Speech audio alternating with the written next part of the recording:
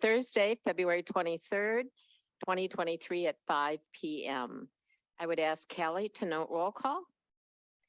And I don't have any announcements other than hopefully we won't get any more snow and ice.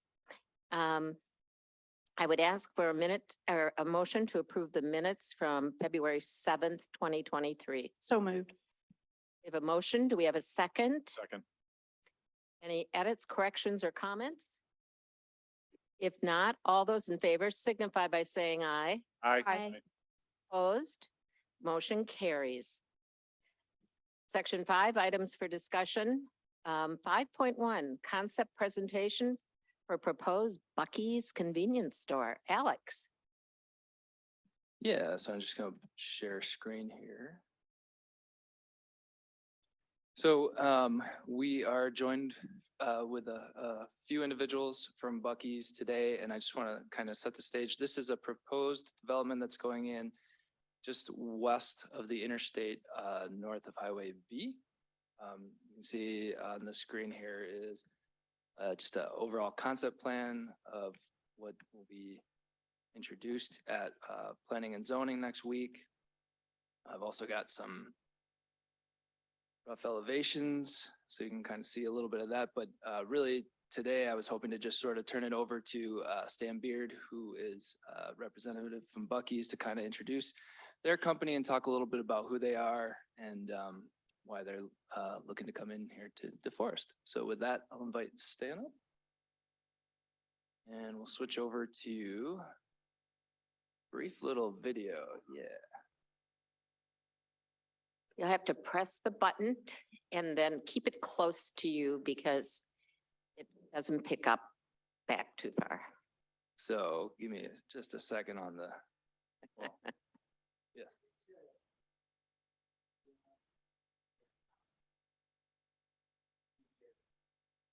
Okay.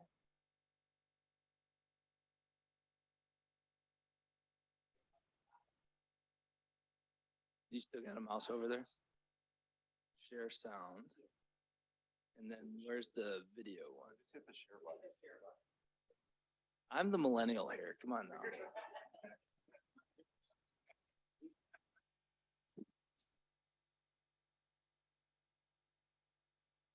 Okay.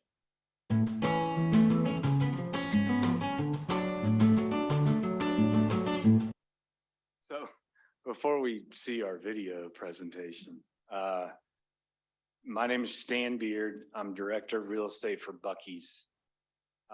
We are a supersized travel center.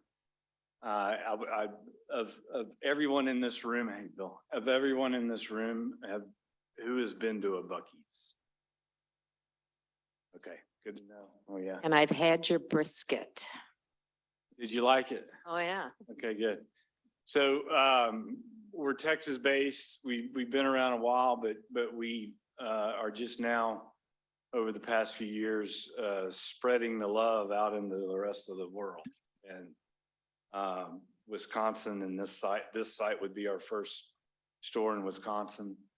And we're a very different product. We're not a truck stop. No trucks are allowed, period. And we're a great place to stop for a really clean restroom.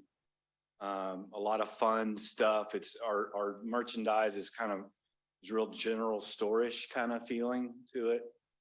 And then we have a lot of good food, part of it being the brisket. And it's just we're happy to say that it's a really good place to know that you can stop on your road trip to the Dells or whatever. That is what our market is a family in a suburban going a long way, and it's a good stop off to get gas and then anything else you want to get. So with that said, I'm gonna, now you can hit play, and it's just a little couple minutes of video to show you what this thing looks like, because they really are different.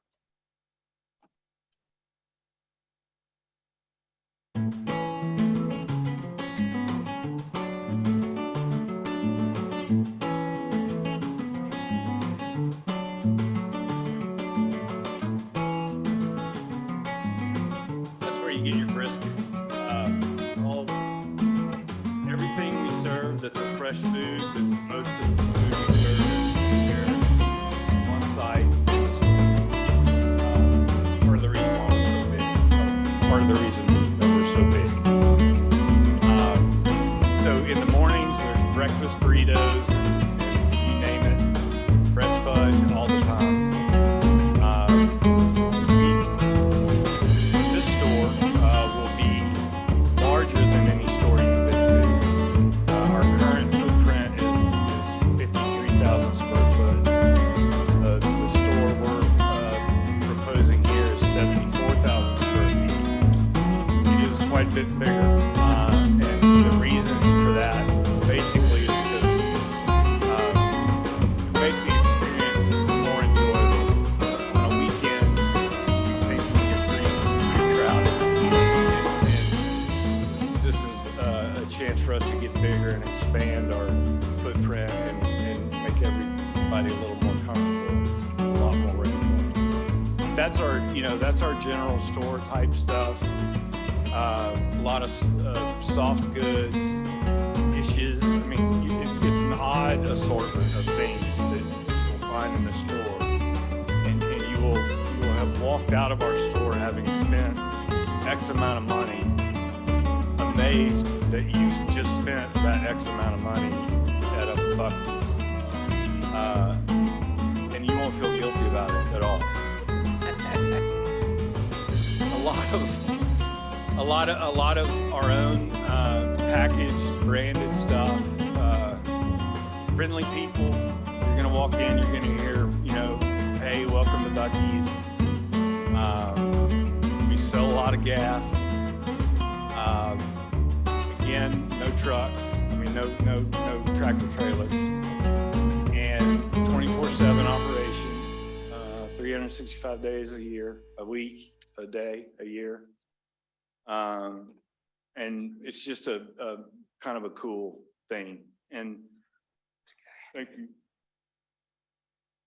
One of the things that makes us different from a corner convenience store, which we are just not. And I want to make it clear that we are not a convenience store model.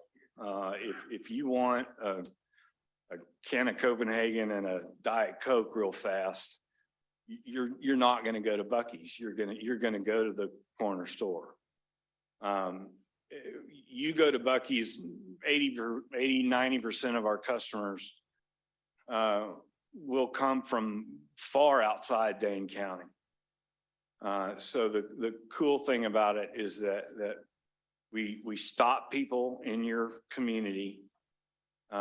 They spend their money in your community, and then they leave, and they don't tax your utilities or your school. They don't send their kids to your schools, and we're a neat. I guess in here in Wisconsin, unfortunately, y'all don't get the sales tax benefit, but that is a big promotional aspect of having a Buc-ee's, is that it brings a lot of folks into your town, and maybe they go down the street and see something else, which they should here. I love this town.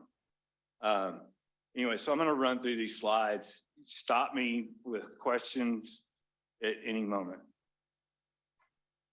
Oh, what do I do now? Oh, there we go. Sure. I'm not a millennial. You've seen the site plans. I brought I've got a couple engineers back there, but one of them is our in-house engineer. There may be some questions y'all have about traffic. If there's one issue or problem that we always bring along with us is traffic. The good news is we always bring a solution.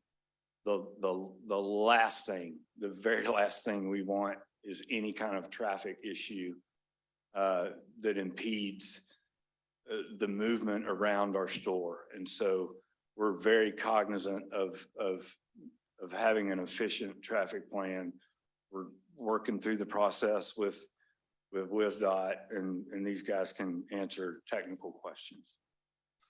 And that's an extra lane you're building? So we have down at the free right turn, we are adding an additional free right turn lane.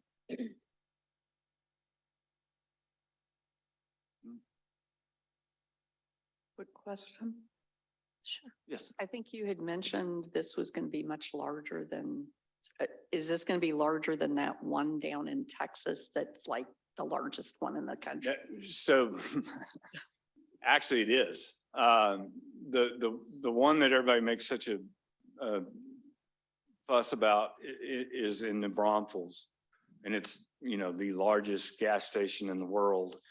It's 68,000 square feet. It's an early version and it's not what we would build today. And so the 74,000 square foot version, we are building, the first one that's going to open is in Sevierville, Tennessee. And so we sort of don't know, you know, what it's going to look like other than just a larger footprint. We're going to pay a lot more attention to the food service. And I think really the whole idea was to make it just a wider experience and more room for everybody. So that will be 74, yours would be 74,000 square feet. And we're working on building another one in Texas that would be larger. And then we're done with large. We're going to call that one in Texas again, the largest one in the world, because when Tennessee got it, Texas wasn't very happy about that. So, you know, it's like having children. They're very well built. They stone, brick. The only ephes you see is the white stuff there. The manicured, any given time, you're going to have a half a dozen folks out in the parking lot, cleaning the parking lot. These are the cleanest facilities that you will ever see on a freeway. It's bar none.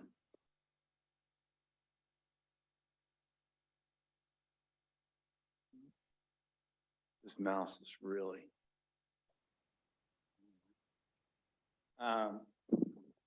Clean restroom. Oh, yes, sir.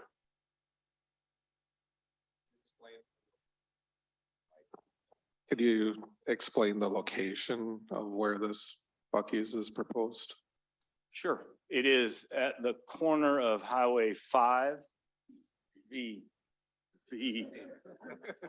It's the, I'm from Texas, right? right. It's the old Flying J parcel. So right off the interstate there on B and I. Across the street from the Pink Elephant? Yes. There used to be a Kentucky Fried Chicken. Right. Yeah, Long time ago. probably still needs cleaning. So the reason our restrooms are so clean, the reason everybody's so nice and it's a lovely place to go is that the core of our business and the core of our success are our employees. And we will have, give or take, 200 full-time employees at this store, all making a minimum wage of, like that. Those signs are out in front of all of our stores. That's a Texas sign, so that's going to be a little lower on the hourly wage scale. So, you know, I would assume that this would be in the $17 to $19 an hour. And this is a walking in wage. This is a, you know, don't necessarily have to even complete high school. I mean, if you're nice and want to work hard and are conscientious, Buc-ee's is a really cool place for you to get a first job, an extra job. We employ a kind of an overlooked segment of the society and we pay them well and benefits, health, you name it. And it's about 200 folks. So, and we would, we would expect that a great number of those folks will come from, within 5 miles.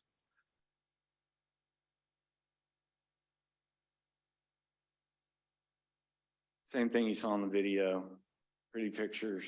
A lot of fresh foods, fresh salads, fresh vegetables, fruits.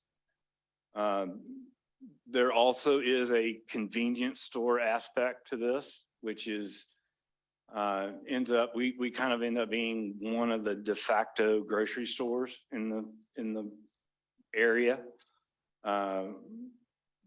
And we don't, one thing you'll notice is we are not priced like a convenience store.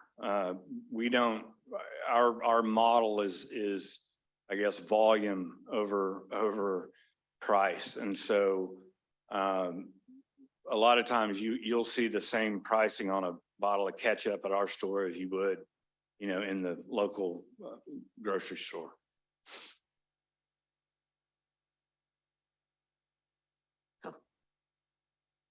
Everybody's got a red truck in there. Except a couple of them have some old Buicks. Candles, perfumes, lotions.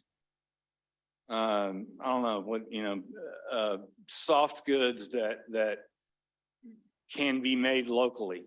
9 months before we open a store, we'll have a team of retail folks who'll come through here and figure out, who has the best, honey, who cans the best this or that, who, are there any candle makers or potters or something unique that we can get in our store and sell.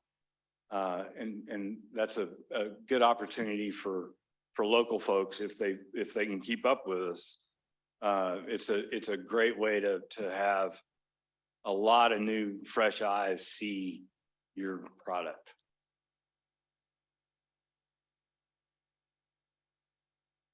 We're in the gas business so far. I like to say that we're agnostic as far as fuel, and we're willing to go all the way with electric or, you name it. But the fuel of today is still gasoline. We have Tesla as a partner that comes in and puts in, I don't know, I think the minimum they've committed to is 24 spots in each of our new travel centers. And I know a couple where they have 48. That's for Tesla. We have an announcement, hopefully sometime in the future, where we have another partner that will handle the universal connection. So pretty soon we'll have the electrical charging capacity that at one location that no other place could say they have, really.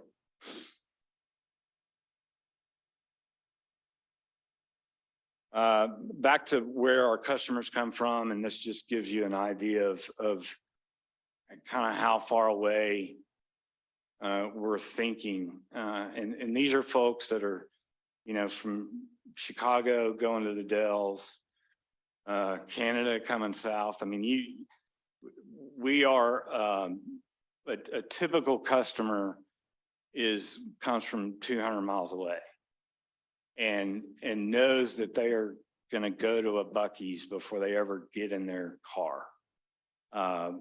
If you're unfortunate enough to have kids and taking them to a Buc-ee's, you'll never get to drive by a Buc-ee's again without stopping and buying one more t-shirt or one more, pajama. It's pretty funny. Thank goodness for kids. This is a slide that I'd use to show kind of the impact we can have on growth around the area. It's less of a factor here at this site.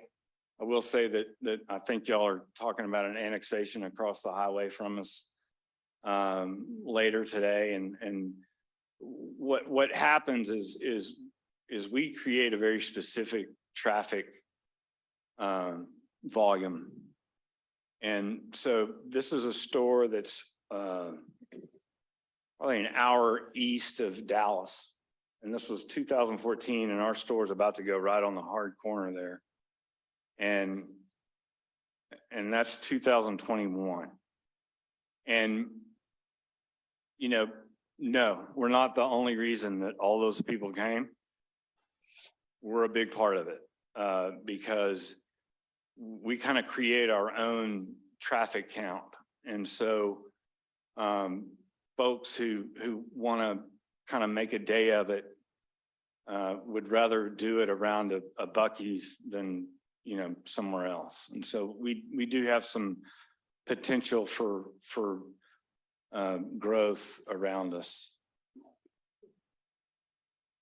These are kind of just the basic numbers that I share.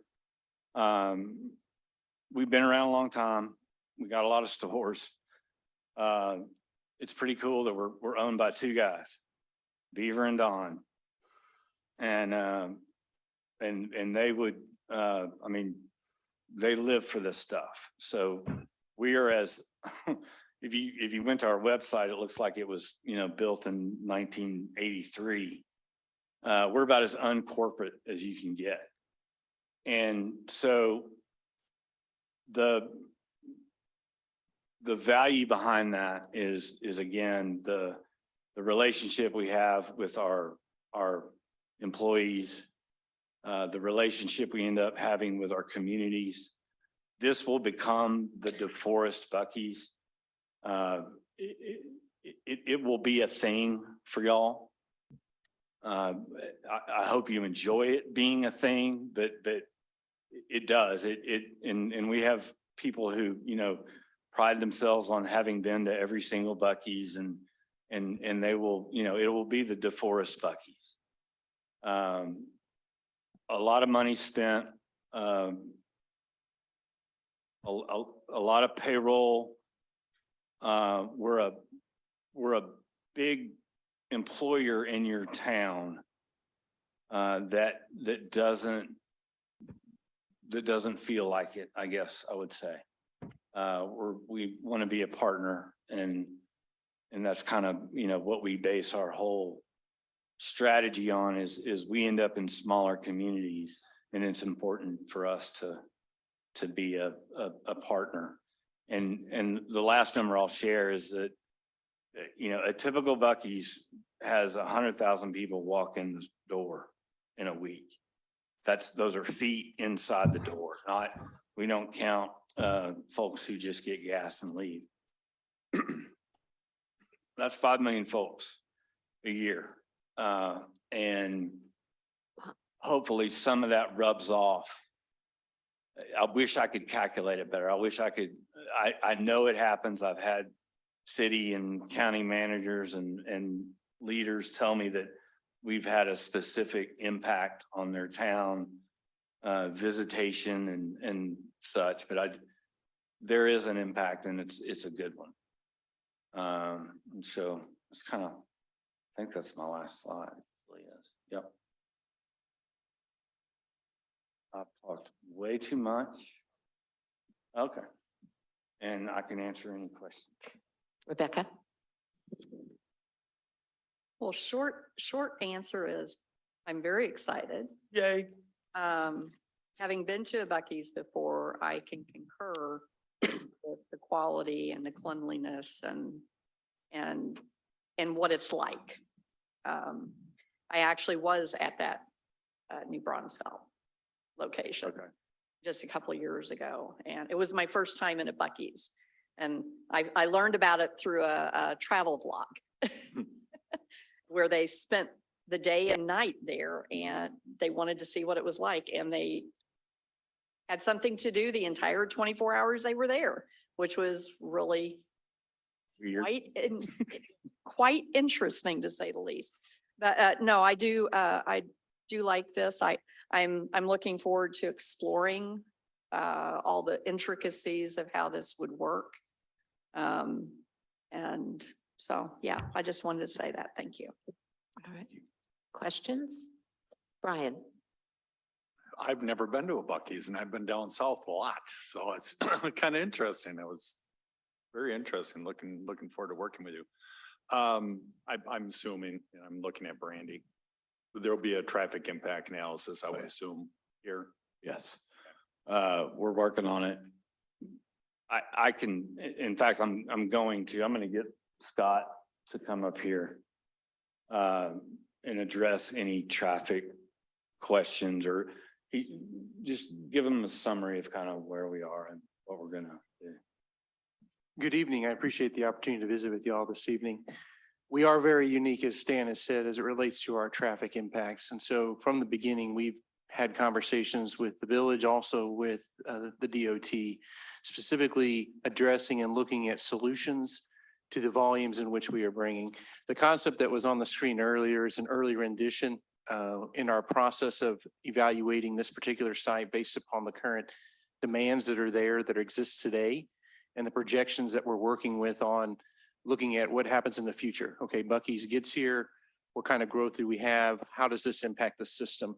So we're looking at a couple of different options right now, and in our analysis, which we will provide to the village as well, we're looking at either doing a diverging diamond intersection for this bridge overpass, which will enable us to remove about 30% of the turning movements that are there today and make it so it's a more free-flowing environment. We're also looking at the potential of using traffic circles and integrating those into the ramp intersections as well.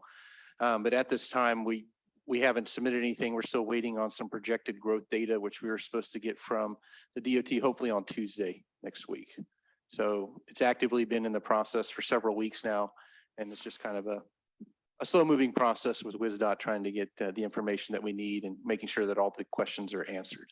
You have two WisDOT people on the board. Excellent. In the interest of full Names disclosure, and numbers, please. Direct lines. Ryan's one of them. Thank you for that. Sure. Appreciate it. other questions? Bill? Is that your competition's pop? The Big Buddy? These guys are good. So I'm glad you brought that up. Quick Trip. Great operator. And they have really good donuts, and we will have no impact on these folks. They would, they would roll their eyes if they heard me say that, but they also understand that we're not getting their customer. But yeah, this, hopefully this will be a Buc-ee's Cup. Oh, yeah, your stores have a lot more variety. Where they have sandwiches to grab and go. They might have a can of soup, but you have much, much more. Right. And we will be, because of our location on the freeway and because we're such a national kind of iconic weird thing going on, that people just want to go to the Buc-ee's, and they may say that, oh man, next time we go through DeForest, I'm going to go to that Quick Trip across the street. But for the most part, our customers are just different stripes of people.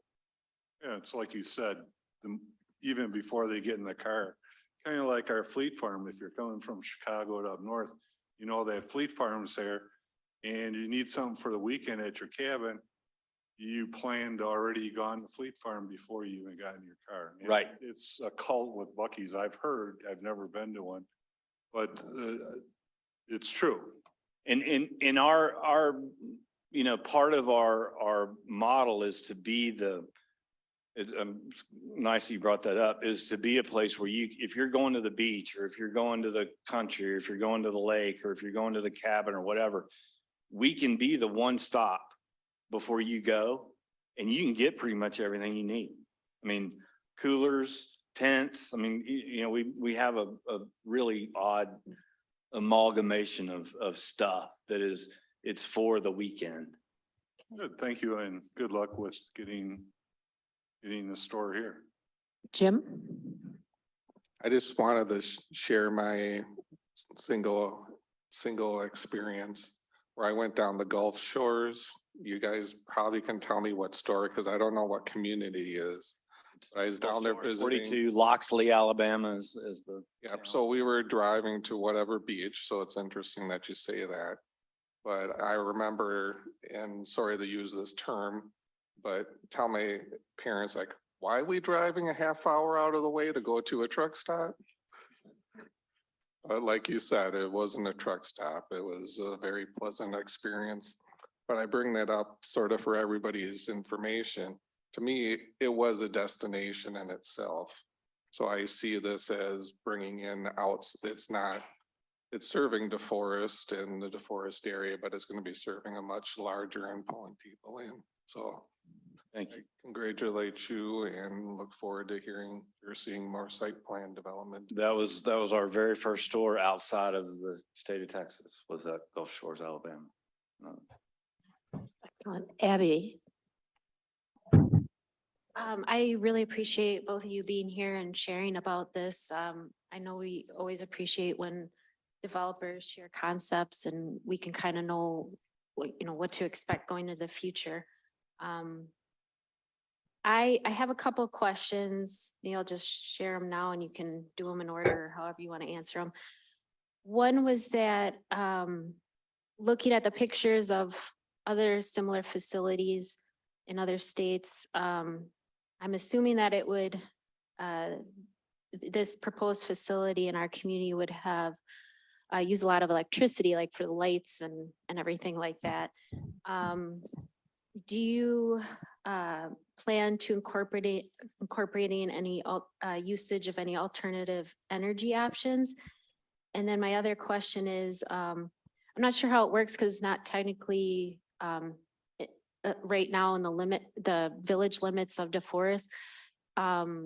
Do you have plans for like retention ponds and what's this, I believe it's called stay on capacity? Do you know any of that information? You want to go there?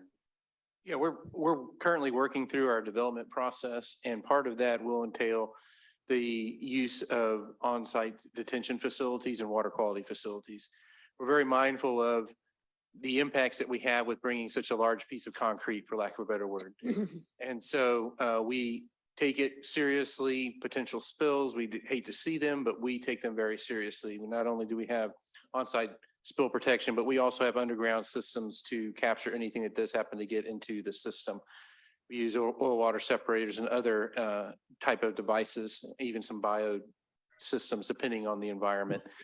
So those sorts of things are still in the design phase as it relates to this particular store. But yes, even in our concept plans, you'll see that we have places isolated for those stormwater requirements.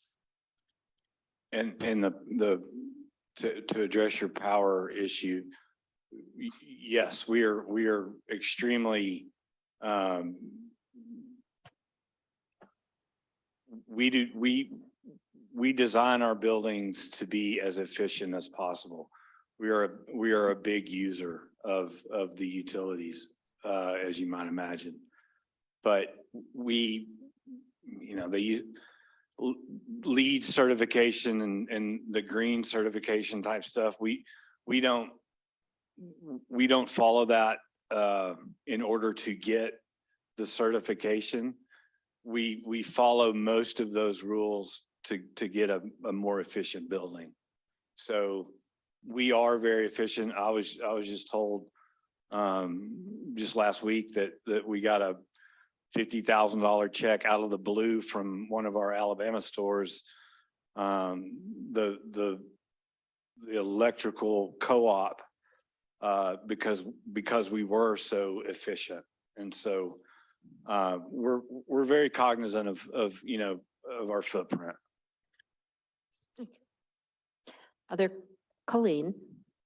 Just quickly, how did you choose DeForest? You're down in Texas. How'd you find us? So we,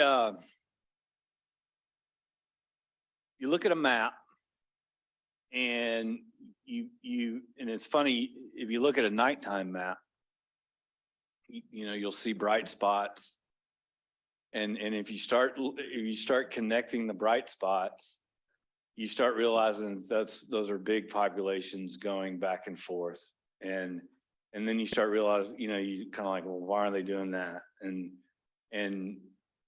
so what we do is we rely on traffic counts. And then we start looking at areas where we want to be. We don't want to be, we're not a metropolitan type store. So we're obviously kind of out in the hinterlands. And we end up being on the route to or from somewhere. It's real simple, but it just kind of, that's how it ends up. And DeForest is it's a well-placed location for, like I say, the Dells and the summer traffic, and even there's a constant level of a lot of traffic, and then the summer traffic is much greater than that. And so you know, we would be on this section of highway, and we probably won't be on another section of this highway for many, many years. It'll be, you know, y'all will be the first one for a while. Good. Bill, did you? No, I just wanted to mention that we did receive an annexation petition from the current owners of the property. It is with the Department of Administration right now, and we will bring an ordinance to the village board, I believe, at the next village board meeting. Thank you. All right. We don't have anything else other than we're excited. Unless you have something else you want to share with us. No, we're good. Thank you very much. We like this. This is a good way to do this. Thank you. Thank you And, for joining us. We'll see you next week. You'll see me next week. All right. Thanks, y'all. All right.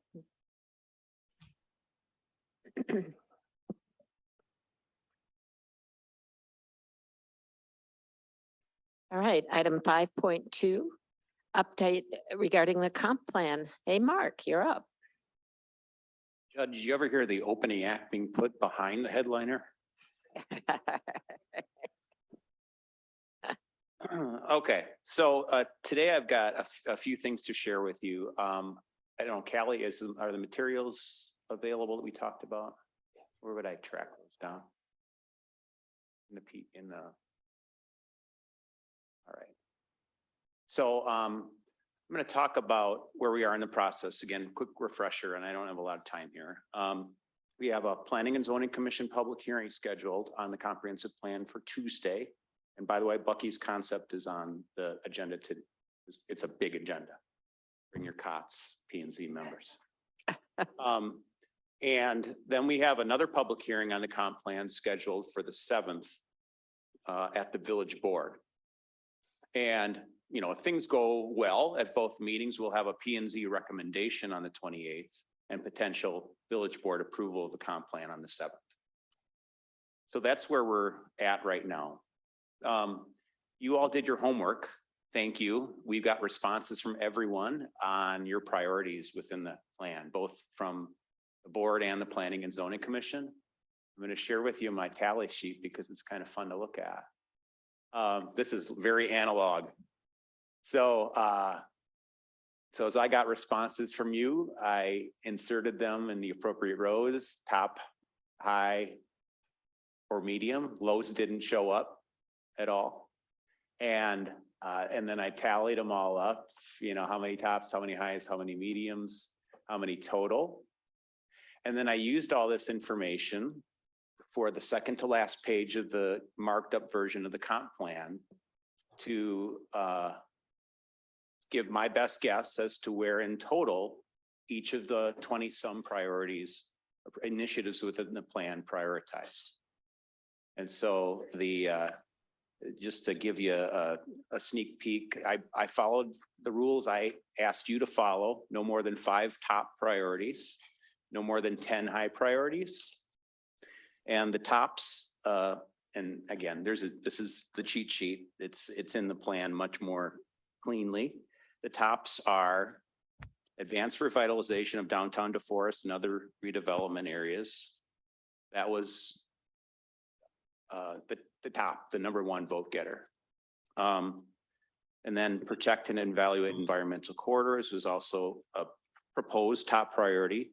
Help protect and improve water quality in the Yahara watershed, also a top. And the final 2, maintain the function and condition of existing roadways and expand bike, pedestrian, and transit options. So those elevated, and then you see the H's, within the blue row. Those were the high priorities. They're focused in some of the same areas, but they also tend to concentrate a little bit in housing and land use areas as well. So I wanted to share that with you, how that came to be, and thanks again. It's very useful. One of the things we've talked about quite a bit over the last 2.5 years is the housing chapter and a few of the initiatives in the housing chapter. And I can tell you that the one that we've talked about quite a bit, support more housing for DeForest seniors and workforce. I'm not going to look at anyone because I don't want to pin anyone. 2 of you, it was a top priority. 2 of you, it was a low priority. 2 of you, it was a high priority. And 1 of you was a moderate priority, but only for seniors. So it's obviously, we're across the board here. I ended up sliding it into high priority, but it's really kind of no wonder, I suppose, we've been talking about it, right? So with that, let's see if I can find that's the old version. That's the new version. Okay, so this was, Bill sent this to you all late yesterday evening. Happy to take any more comments on it. We're going to tidy it up a little bit, but this is the version more or less that we're going to include in the P&Z packet. With any further comments you offer me in the next 7 minutes now, I guess I have. But we had, the changes I'll just mention were concentrated in the housing and neighborhoods chapter to try to clarify things. We made some minor changes to the transportation plan map and related changes to the future land use map. Most of these are west of the interstate. So if you want to take a peek at that, you'll be able to see them. I think some suggestions for someone who knows transportation pretty well about how we might think about future routing of roads that are now included in the draft. We adjusted some things in figure 7.1. That's a figure that relates to future community facility priorities. I think, updated to bring in some of the discussions you've been having on community facilities and probably will have related to public services and others over the next year or 2. And then finally, the other change of note is that we had what I'd call a leftover provision in the implementation chapter that says we're going to annually review the plan, have an open developer process, et cetera. And we did that for a while in the mid 2000s mid 2000s to about 2015. And then maybe we got it right in 2015 because we ceased to have so many developer requests for changes after that. So what we did with this revised version, again, based on input from some of you, was we took away that open invitation for amendments on an annual cycle and instead inserted a process where the Planning and Zoning Commission and the board would, at an appropriate time, which may be, late spring, early summer, revisited the plan. Is it current? How are we doing on our top priorities? How does this relate to what we might be budgeting or changing our CIP for the next year? So I think that was a positive change that, we dropped into the implementation chapter. I I'm happy to go anywhere in this document. I'm sensitive to the time we have, but I want to turn it to you to offer any comments. Rebecca? I just wanted to reiterate again how much I appreciated our back and forth via email and stuff. It was very helpful and most appreciated. The one question that remained on the plate for me was suggested that maybe I bring it up tonight here at the meeting, and I think I will do that. And that's related to page 4.6 in the comp plan, if people want to go there. Sorry, I got to share the screen too now. Oh, where do I need to go? Right there.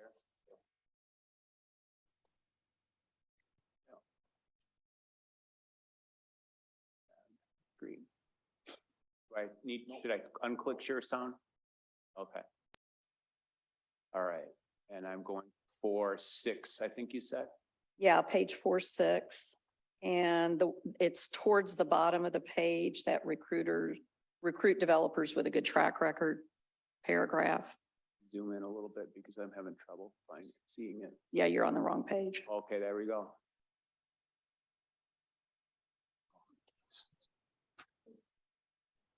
Get out of my way. There we go. Okay. So that paragraph, I had actually liked the way it was before because it was, I'm very conscious about who we use as developers. I want to make sure that we, well, like I said in my comment, I just said, why was the recruit developers with a good track record changed? I'm not a fan of the changes. I like the word require versus request. In my mind, that's just not a go for me, that particular comment. If there, I believe that we need to be requiring developers who are going to be developing in our community to be, they have a good reputation, good track record. That's what I'm talking about. And that they're known for quality work. And if they're a newer developer, I really liked the idea, especially if it's someone who's literally fresh and never done it before, so to speak. Maybe they have a good reputation in other areas leading up to it, but we don't know about them as an actual developer for this. I like the idea of having them partner.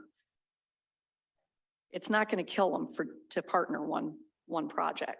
So I feel like this really waters our capability of making sure the developers who are, and we know why I'm talking about this, because I had a problem with one of them at one point, and I felt like we didn't have a good process on that. It was kind of like thrown at us, and then we were poo-pooed. That's how it felt to me. Whether that's true or not, it's just how I felt. So I just really want to make sure that we get the quality. And I want to make sure that this is worded in such a way that it's not watered down. So that's my comments. All right, thank you. Jim? Well, I had a comment, but I'll respond to another comment. So I was one that mentioned where I thought that was a good change, because mainly I felt that it was discriminatory against a first-time developer. And from what I've experienced, a lot of the developers, and I guess this is going back to my background being a surveyor or engineer. As a developer, I mean, a lot of these business owners that come, they're the first time developer and it's their first and probably only business. But they can partner with surveyors or engineers or planners or really a lot of different people, attorneys that have been through the process in the past. I think it's more of, say, the village working with those partners being, say, the other professionals to help them through the process and not necessarily requiring them to go get a partner that's, say, another business owner that's already been through it, because I think that's a cost that would make it prohibitive. Did you have another comment? Yeah, and my other comment was more or less going to what Mark, you talked about, like the annual process. And I just want to clarify, I think the way our whatever is structured right now, really a developer or whoever could propose a comprehensive plan change just by talking with Brandy and going through that. So we're not closing it, we're just not keeping it as a mentioned annual thing. That can happen really anytime. But we wanted to keep an annual review as something to think about. And, you know, it may be in the future that going to a more formal process might be necessary once again if we get barraged with requests, but we just haven't. That hasn't happened. We've probably had since 2015, 2 or 3 developer requests to amend the plan. So I agree. Thank you. Bill? More of a clarification for either Alex or Bill. The 2/8/2023 DeForest Times had a business walk article. It's very nice. And this relates to the comp plan, section 4. These aren't the exact words. I'm sorry, I forgot the article at home. May have budget considerations to achieve workforce housing.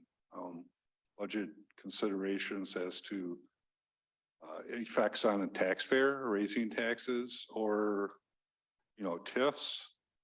But there is always one of budget considerations, budget has effect on the tax rate. I could just clarify that because there is similar language in chapter 4. And it's how you say it that are different words. So I can attempt to address that. I don't know if there's similar language in chapter 4 in regards to financing workforce housing or affordable housing. Obviously, when those decisions get made, they will come to the village board. Each case stands on its own. Mark, are you able to go to that page where you? Yeah, Well, it does say in there, the ability to use TIF funding, which is a budget consideration. Right, so So it's there's always, different ways of saying the same thing. so I think what we want to do here is kind of paint a picture here where we're providing opportunity language in there that gives you as a board the opportunity to make that decision based off of whatever proposal comes to you. We can't assume, you know, all types of projects at this point. The plan, the comprehensive plan is a guiding document. And any particulars thereafter would have to be made, first of all, through the plan commission and then by yourselves. Any issuance of incentives or monetary allocations of taxpayer dollars, that's a decision that you as a board will make. Thank you. All right. Any other comments or questions? Colleen? I'm gonna go along with Jim about discriminating against first-time developers. Seems to me we have a fairly notorious developer, Wanakee DeForest area, who was a farmer before he started developing. And he's been extremely successful with very nice projects. Thank you. Any other comments? Well, Mark? thanks very much. You will see the draft very soon. It'll be in the P and Z packet tomorrow. Thank you. Good work. This is the exercise, our homework, which I did get done, was interesting because it forced us to go back through the comp plan. So it was very well designed. Sneaky. Yep. I'm sorry, Rebecca. Very quick. I'm glad you said what you just said a moment ago. Are we gonna have the red line version in that P and Z packet where the public could go and look at it? Yes, Because they really haven't had an opportunity to look at this yet. correct. Okay, I just wanted to make sure. Thank you. Thank you. All right. All right, we'll keep moving. Our next item is 5.3, review of President Biden's visit to DeForest. Chief Olson. Yeah, excuse me 1 second. I just gotta, get the right. And while he's pulling that up, I want to compliment his team. They did a wonderful job.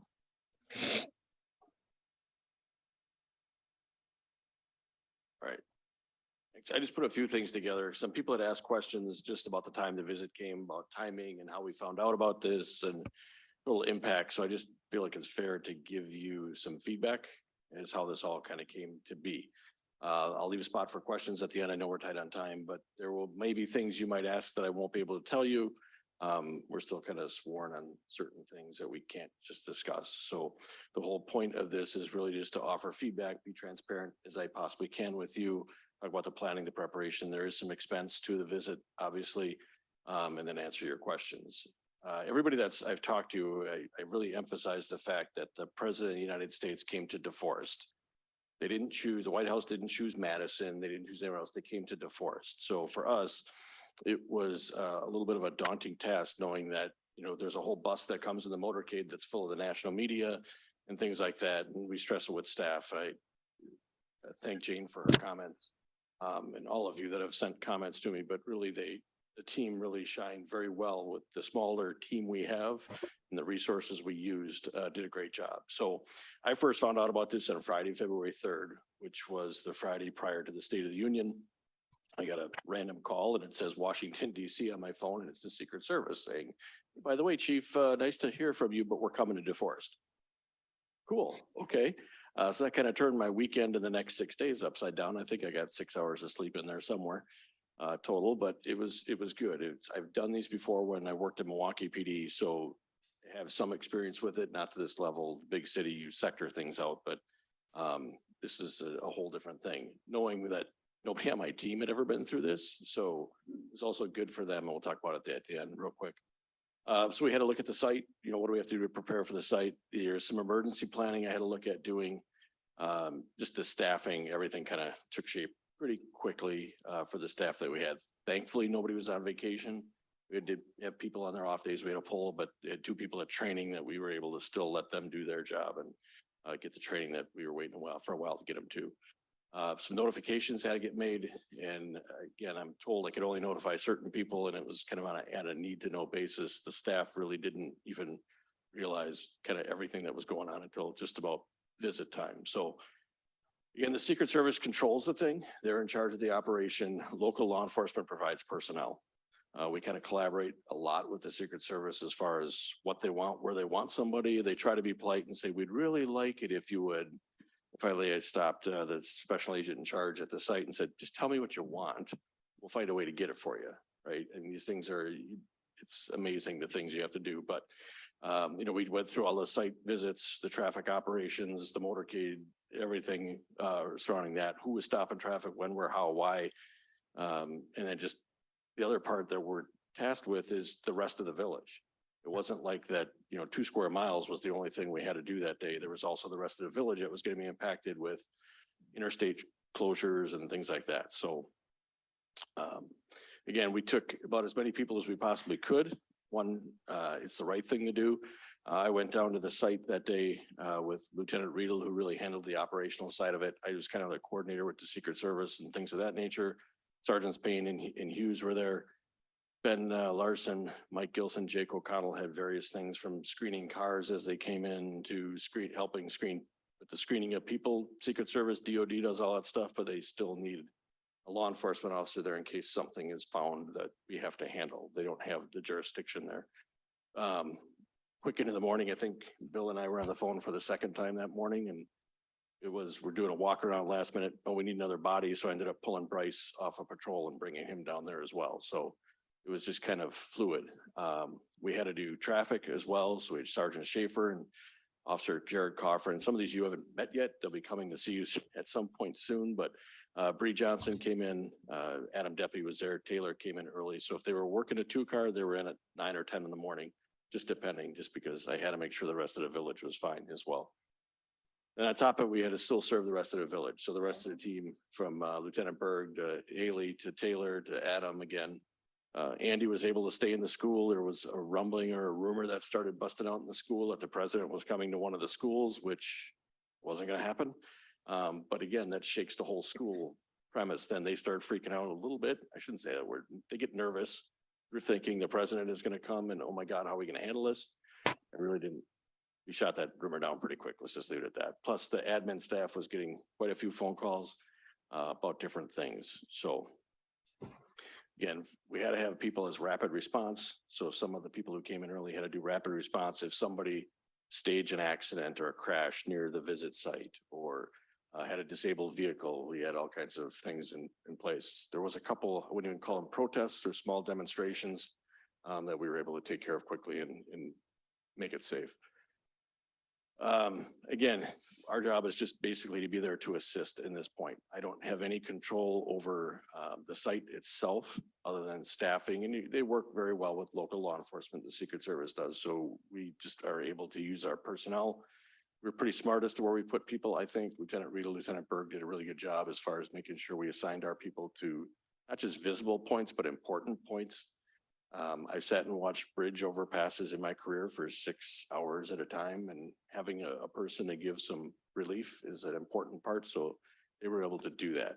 Secret Service is really good now. I mean, law enforcement staff can go like tour the presidential limousine the night before and things like that, just to try to make it as normalized of a day as you can. But on top of that, just, you know, the number of law enforcement meetings, the number of meetings and planning sessions with the Secret Service, and the fire department was a great resource as well as some other local law enforcement partners kind of really helped us out. And then just updating the emergency management team, specifically Bill and Jane, because they have in our emergency plan, they have responsibilities that come into play. It really was an all hands on deck, right? Everybody was pretty much utilized. I had to make a quick shift in our emergency management plan because obviously I'm the emergency management person for the village.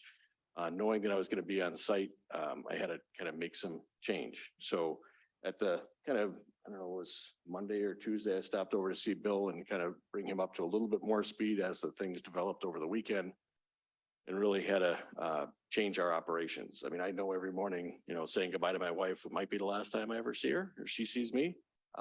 We know that just from my years of doing this, but now we have to say, what if something explodes down at the site? And now the whole village is in flux. So Lieutenant Berg was going to start it. I had Chief Steffes from Sun Prairie prepared to come over and help out here. And Bill was going to step in as that way. So we had a really downshift, work with Carol and Corey specifically about the communication aspect. If something EOC had to start, we stood it up. We just never really, thankfully, had to use it. So there's some of those things. The president spent for about 4.5 hours down at the site in various different activities they did. The one thing you know about communication is simply we don't control it. So I wanted to put a release out saying, hey, avoid this area. That has to go out to the White House to get approved. So we weren't even allowed. I mean, if you want to do it the right way, which is the way I prefer to do it, I gave it to the Secret Service that morning and said, hey, would you guys approve this? Hold on, we'll send it. And I got the email chain back from the White House going, yeah, can you make it more generic? Well, we just got wheels down at that point. So it was kind of pointless to try to put a release out then. I get it.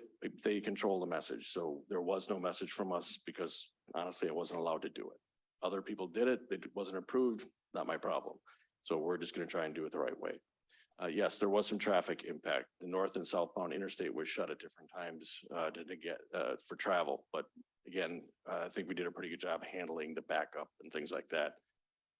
That happened. The big thing for you just is to throw it out there so there's no hidden secrets later when we get towards the end of the year if there's some budgetary impacts, but we expended about 70.5 hours of overtime. Just that doesn't count management staff, myself and the lieutenants, because obviously we don't get overtime, but it's about just short of $4,000 spent on overtime for the day. When they looked at it total, about 116 hours of staff time, probably about 36 hours. That was just mine from the weekend. And things into the early week. But total, we had a couple $100 then in expenses as well that comes from emergency management. So at the end, a lot of positive feedback about the department, even little things like some of the agents said, wow, it's nice to you guys at least washed your cars and things like that and made it look like a presentable thing, put a good image on.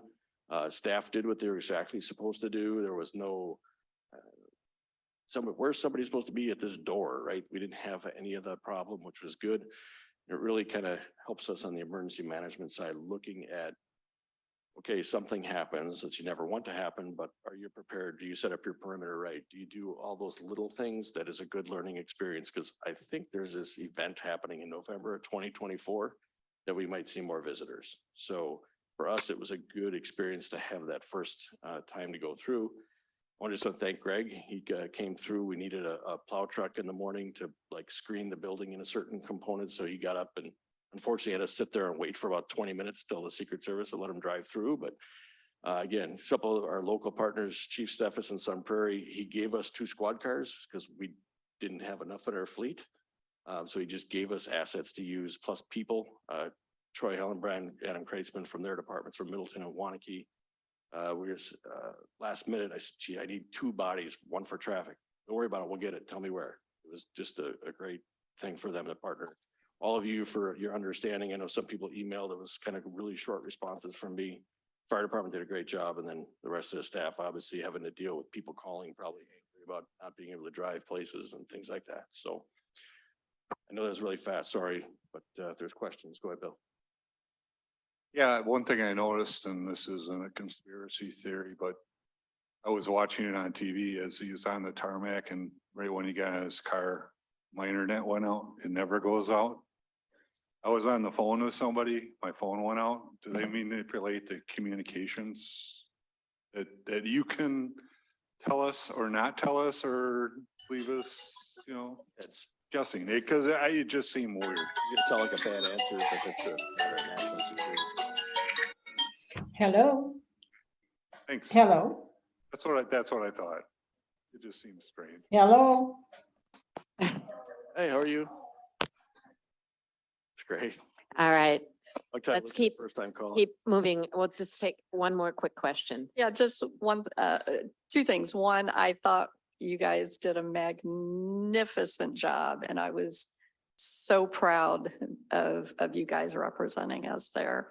And I did I'm not going to go into a lot about this. I just would like to mention, and I know we've had our discussions and she understands where I'm from.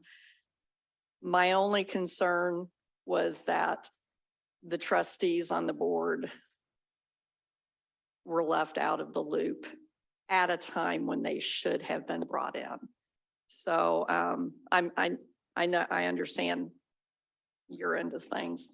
Other than that, I thought things went really well. I was really thankful that Jane was able to be there and represent the village. And so kudos, loved it.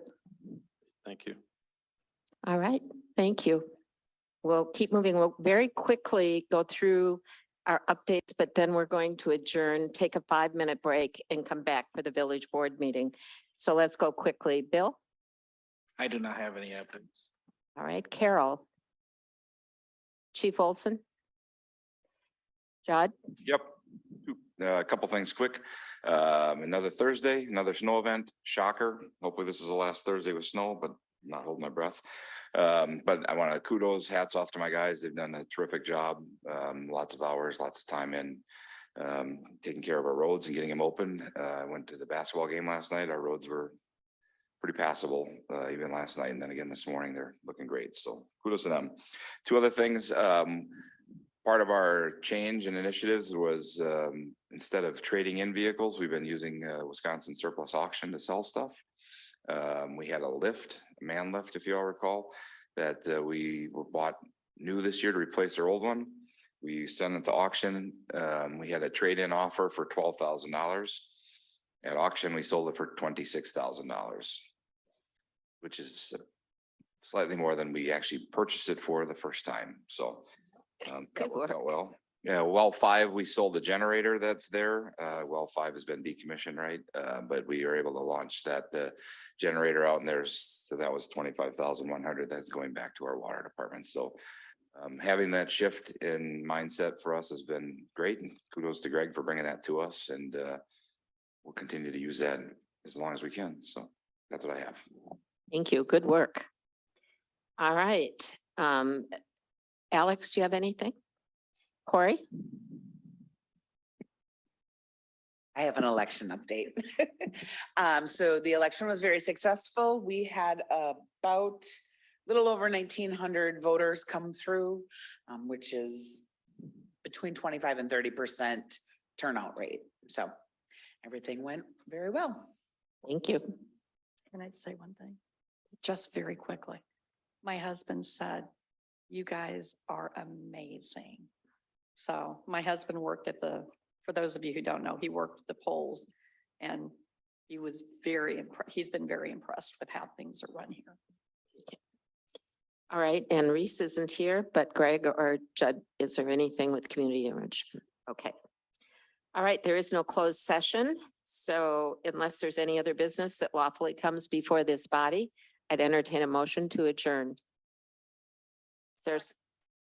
We have a motion and a second. All those in favor signify by saying aye. Aye. Opposed? Motion carries.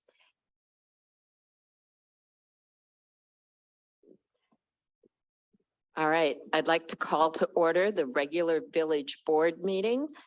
It's Thursday, February 23rd, 2023 at 6 p.m. I would ask Callie to note roll call, and I'd ask Brian to lead us in the recitation of the pledge.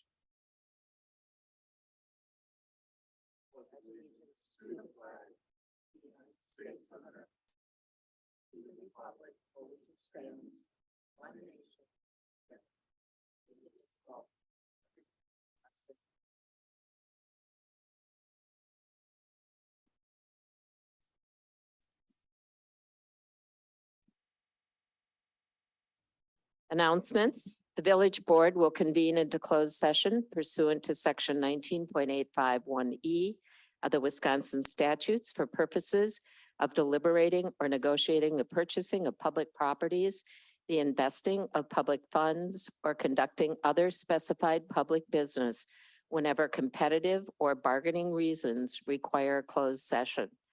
Negotiating a lease agreement with US Cellular and negotiating utility easements for sanitary sewer extensions this evening. Consent agenda, I would entertain a motion to approve. Is there a second? Second. Motion and a second. All those in favor signify by saying aye. Aye. Opposed? Motion carries. Say opposed, there was a comment to the minutes. That under the consent agenda? Did you separate it out? There was just a date that was wrong. Can you just send it to Callie? Yep. Okay. All right, did we finish voting? Okay, the motion carried. Public appearances. Callie, do you have forms? All right. We'll move to presentations. Presentation regarding the DeForest Police Foundation. Chief Olson. Yes, hello. I know I spoke with the board earlier this year and kind of talked about the idea of a police foundation, and I'm happy to report back that the foundation has officially launched. So with that came in tonight are the four boards of directors that they have. Bill Ridgely is sitting at the table, Jeff Unger is behind me, Mike Wilson and Bob Hensy. I just asked them to come in and give you just a 2-3 minute where they are. And just so you know that that process is underway and all the hard work that they've done and put into it so far. And I thank them all for their giving back to the community. Bill, it's all you.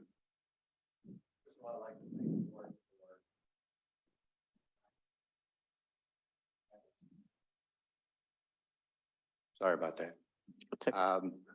I'm Bill Ridgely, and I'm the president of the DeForest Police Foundation.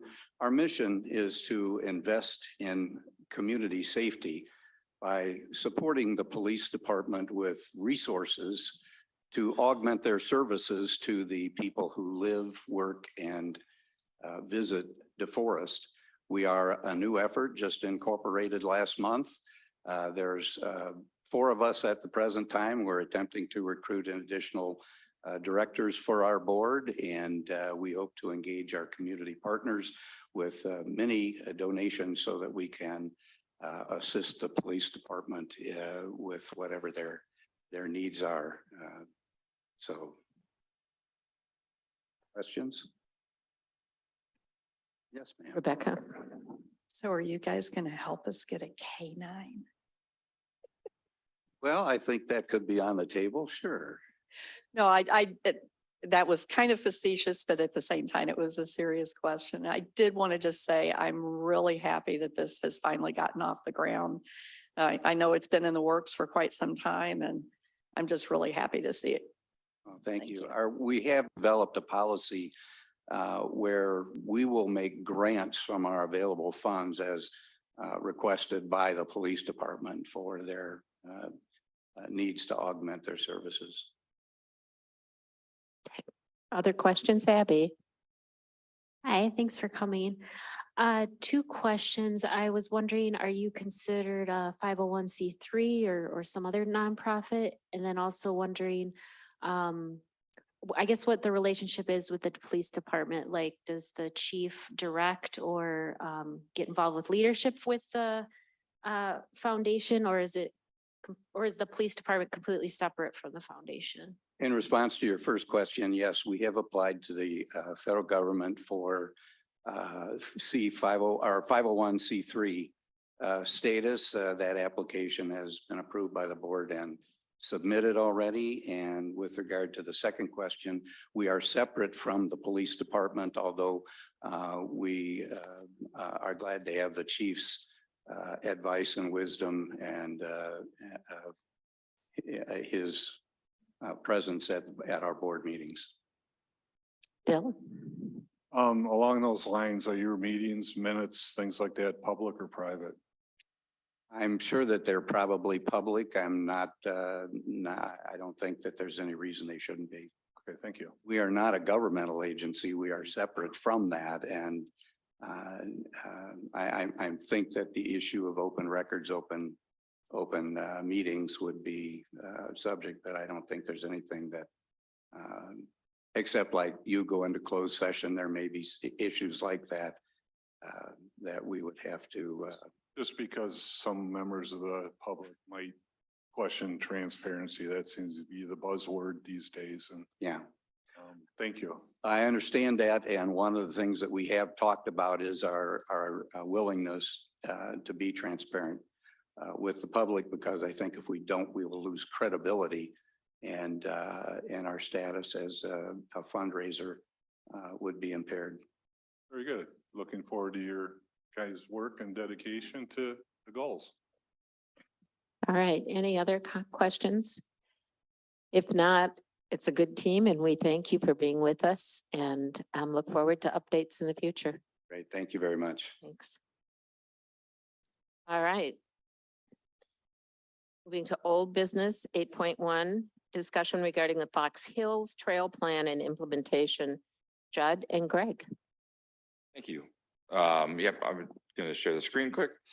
So Fox Hills Park is down near Great Bridge Drive, Bear Tree Parkway, just off of Peterson Crossing, just north of Hooper Corporation.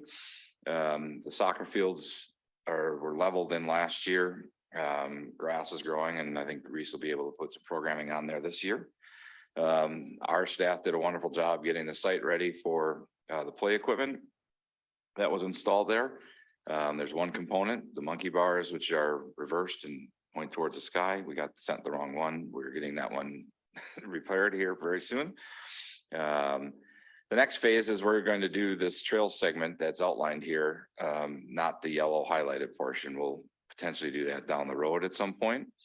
But our staff shown very capable to put in a trail segment at Liberty Land. So we're going to do this work ourselves. It'll save us quite a bit of money.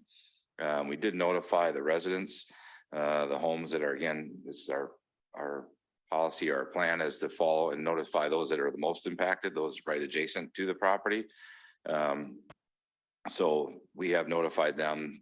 I don't know if any of our attendants or not. Comment for one of them. Okay. So we got an email from one of them today that they couldn't make it. I said I would share their comment. With the trail going in, they just want to make sure that there's proper screening for the trail and the park amenities that are going to go in. So that's what they wanted to share. Thank you. Those screenings and other things are represented on here, and current, and clearly residents can do their own screening or other things that they want on their properties to mitigate whatever impacts they have. They do have the benefit of living next to a park, so they've got that, you know, they don't have any neighbors directly behind them, but they will have intermittent visitors obviously coming to the park and use it. So that's our plan. We're gonna be looking to move forward with that. Rebecca. Yeah, could you do an expansion so I can see exactly where this is at? I think I know where you're talking about, but I just want to make sure that my thinking is correct. So we're zooming down. Here's somebody's got something toggle on.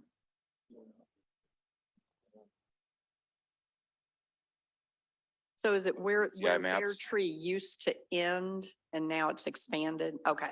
Right here. Okay, This that's is what I Fox was Hills thinking. Park. So here's Okay. Peterson Crossing. You're gonna turn down Bear Tree Parkway.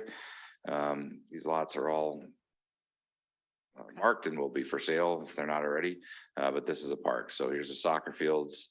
The play equipment is somewhere in here, and that this is a little bit of a sledding hill. And that trail segment will run through here and down this way. And then the secondary, should we want to put it in at a future point, we have this additional trail segment that we may want to include at a future point. So this park has had a lot of amenities programmed or thought about it, contemplated, right? There's a restroom building here that we're looking to potentially put in a future date as well, but those are all things that we'll work through on this. All right. Thank you.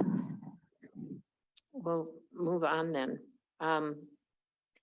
Item 9.1, discussion regarding village stewardship of public properties and the ecological assessment and management plan for conservancy parks and stormwater management areas, also known as the Taylor Conservation Report. Judd and Greg. I'll start out and I'm sure Judd can help me as well. So we've got this Taylor plan. It's the ecological assessment management plan for our natural areas and stormwater areas, which was completed in 2015. There was one done in 2007. It's the 2015 was using the foundations from 2007 to control invasive plant species and to protect and encourage native species diversity, eradicate or control buckthorn, crown vetch, etc. Importance of restoring native plant communities, wetland restorations, and oak woodlands was the primary consideration with this plan.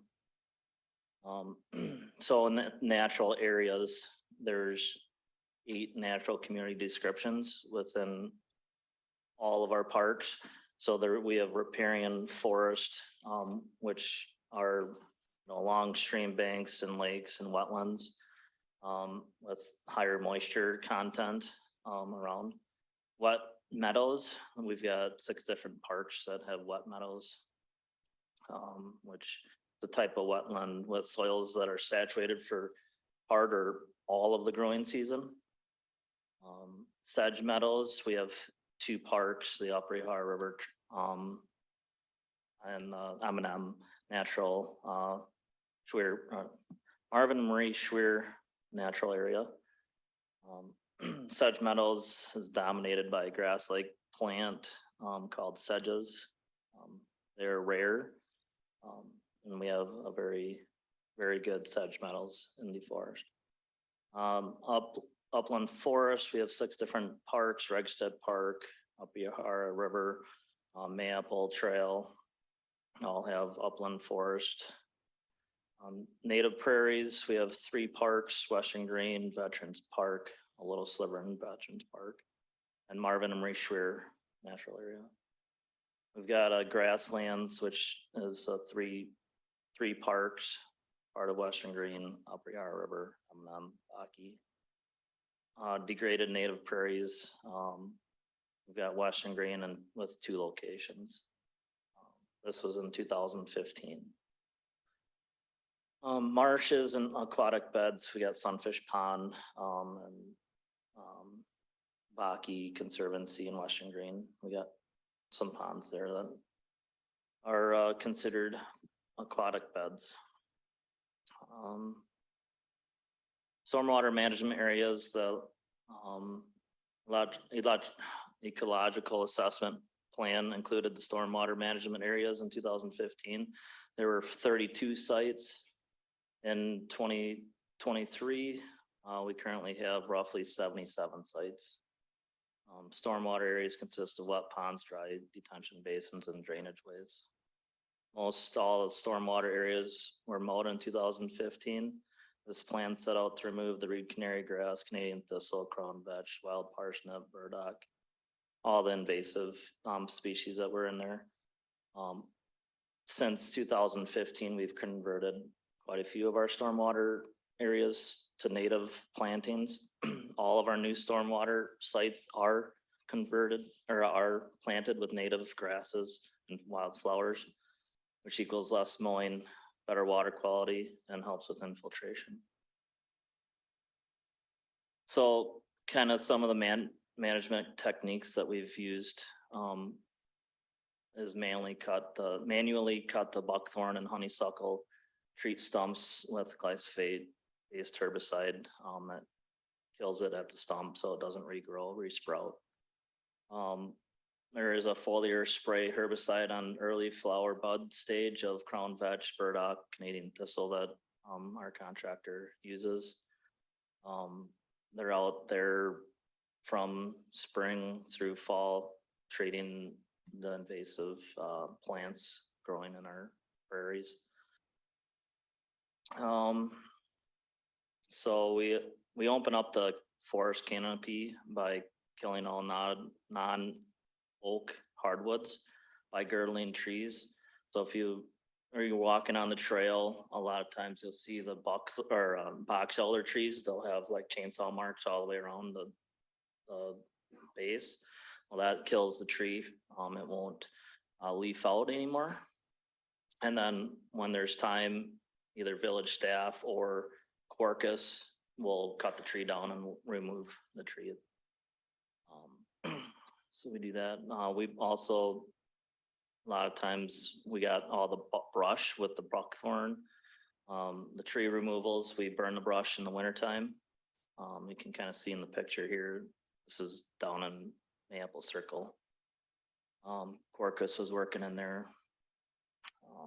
And whenever possible, I just want to remind everybody that the major part of the tree, the trunk, if it's viable or usable, we'll use it and repurpose it for urban wood, right? We have it at Fireman's Park here and there we use it at our Public Works facility on Shonku. We've used it out of the athletic complex. We thermally modify and use it. So it's not like we're just chopping it up and using for firewood, which we certainly have and made available when it's not suitable to be milled and used, but we try to use everything to the best of its ability. Yeah, kind of go off of that. We, Public Works staff built a little table for Brandy, and we're in the process of building one for Bill for his room, for his office. So, and that's out of urban wood from our canopies. That's pretty cool. So prairie establishment, that's a technique that is used in the stormwater basins, natural areas along the Yahar River corridor. So one project we did last year was the trail along from Main Street to Old Indian, where we put the bridge in, paved it. Well, everything from the river to the trail is now prairie planted. We seeded that with prairie plantings, so that'll help with water quality. Try to clean up the river, you know. I talk with my hands sometimes. Yeah. Sorry, this is a lot of talking, but I think it's important to talk about. So that's just one of the areas.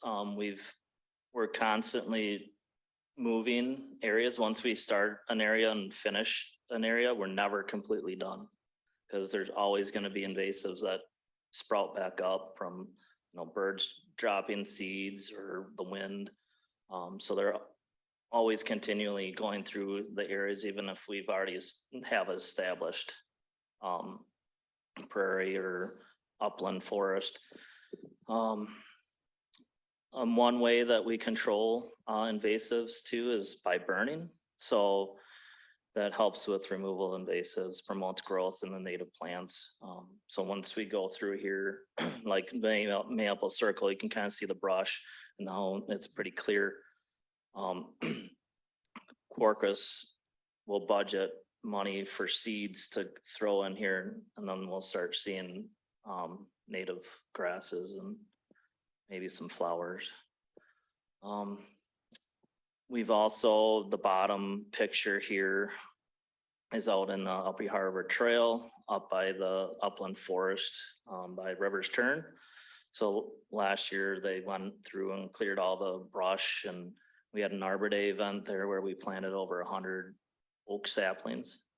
So that was one thing that we did last year. I think they're white oak samples. Yep. Swamp, right? Swamp So- white oaks, yep. So then our management plans, Quercus Land Stewardship Services, is the village's contractor that gets the work done. They also help us determine what needs to be done in certain areas. Last year, in 2022, we moved to Woods Glen area to start removing the reed canary grass there. We started off with a burn and they'll continue to go in there and do foliar sprays on that to try to knock that down. Reed canary grass is really hard to remove. So last year we did over 270 acres managed land for stormwater and native areas. This year, we're adding 50 acres near the Upper Yahara River corridor. We got the stream bank restoration plan and habitat plan. So that's part of Quercus's plan is to start on that project this year as well. We have had year-over-year increases in the budget for both natural and stormwater areas. Over on the right, you can kind of see the increase, in costs.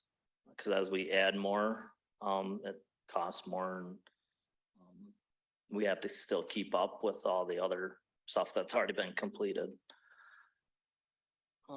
Let's see. So we got the stream bank restoration plan, which is another 100,000 a year for the next 5 years that we're working through with Stantec and Cardinal right now on getting grants, which we'll be bringing to the March 7th to get to go out for asked to go out for a grant, which are due April 13th or something like that. I already talked about once we're in the area, it's never done. We plant oak samplings and native seeds. They collect some of our own seeds from our parks and spread them other places throughout the village. Village staff also helps with mowing, tree planting, tree removals, save money where we can. We're always looking at removing trees out of the river as well, when we can as well. Let's see, I just wanted to share a couple pictures of what some of the natural areas that we have. So this is all Upper Yahara River Trail. This was all cleared, buckthorn, honeysuckle, box elder. I'm gonna show, so I got my drone license, so I had to go out and fly the drone last week, so. I just got a clip. Here's Western Green Park. This is South Street. So I don't know, I'd say about 3 years ago, we took on this ditch line here. This was overgrown with box elder trees that would fall over into the ditch and back up all the time and cause issues. And we cleared that out. Our staff did all the work We did it in the winter time. It turned out really good. We did plant some oak trees through here. Couple years ago, and then we had the sanitary sewer line from River Road actually came through Western Green Park. You can kind of see the path here. All this was replanted with native prairies and flowers. It's actually pretty nice. It's really coming up in Maple Circle here. Really nice. As you can see, this is kind of the old savanna over here. Corcus is working through here right now with the invasives. This is the Oakland area behind Mayapple and River Road Bend.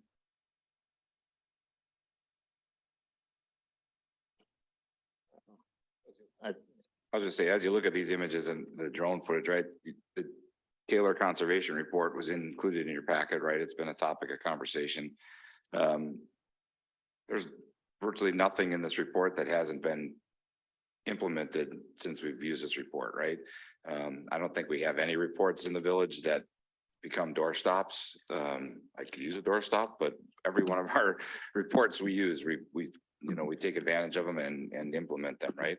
Corcus uses that as their roadmap to abide by and follow as they're working through these areas to clean up, and it's a slow process, right? We only have so much money. I mean, if we had unlimited money, if y'all want to give us, we can hire a crew and we can do this in a year. But we'll take it over steps, right? And so that's what we've been doing since, 2015. right? So it's a process, it's baby steps, but we're getting there. And it's something that we don't take lightly. It's important, right? It's part of what makes the forest special and unique, is to have a gem like the harbor running through it and to maintain and take care of those opportunities and make them as accessible to all of our residents as much as possible. So I think that's good on West Green. I do have one more. Let's see, this is Marvin and Marie Schwerer natural area. I don't know if you guys ever been up there. It's beautiful. Really nice. For those that don't know, it's just north of town, right by the industrial complex, Firestone or Holcomb as it's called now, and back through that area. There's a beautiful hill there that has really gorgeous views. And if we can find a way to get back up in there and make it accessible to all our residents, I think they would be really wowed at what's there. There's bur oaks in here that we're estimating over 100 years old. And they're beautiful trees. But where Corcus is in there working, you can kind of see some tree removal down along here that they're removing these trees, that box elders and buckthorn and things like that. But I'm gonna kind of speed through here. This is so I think in 2014-ish, we got a grant to put in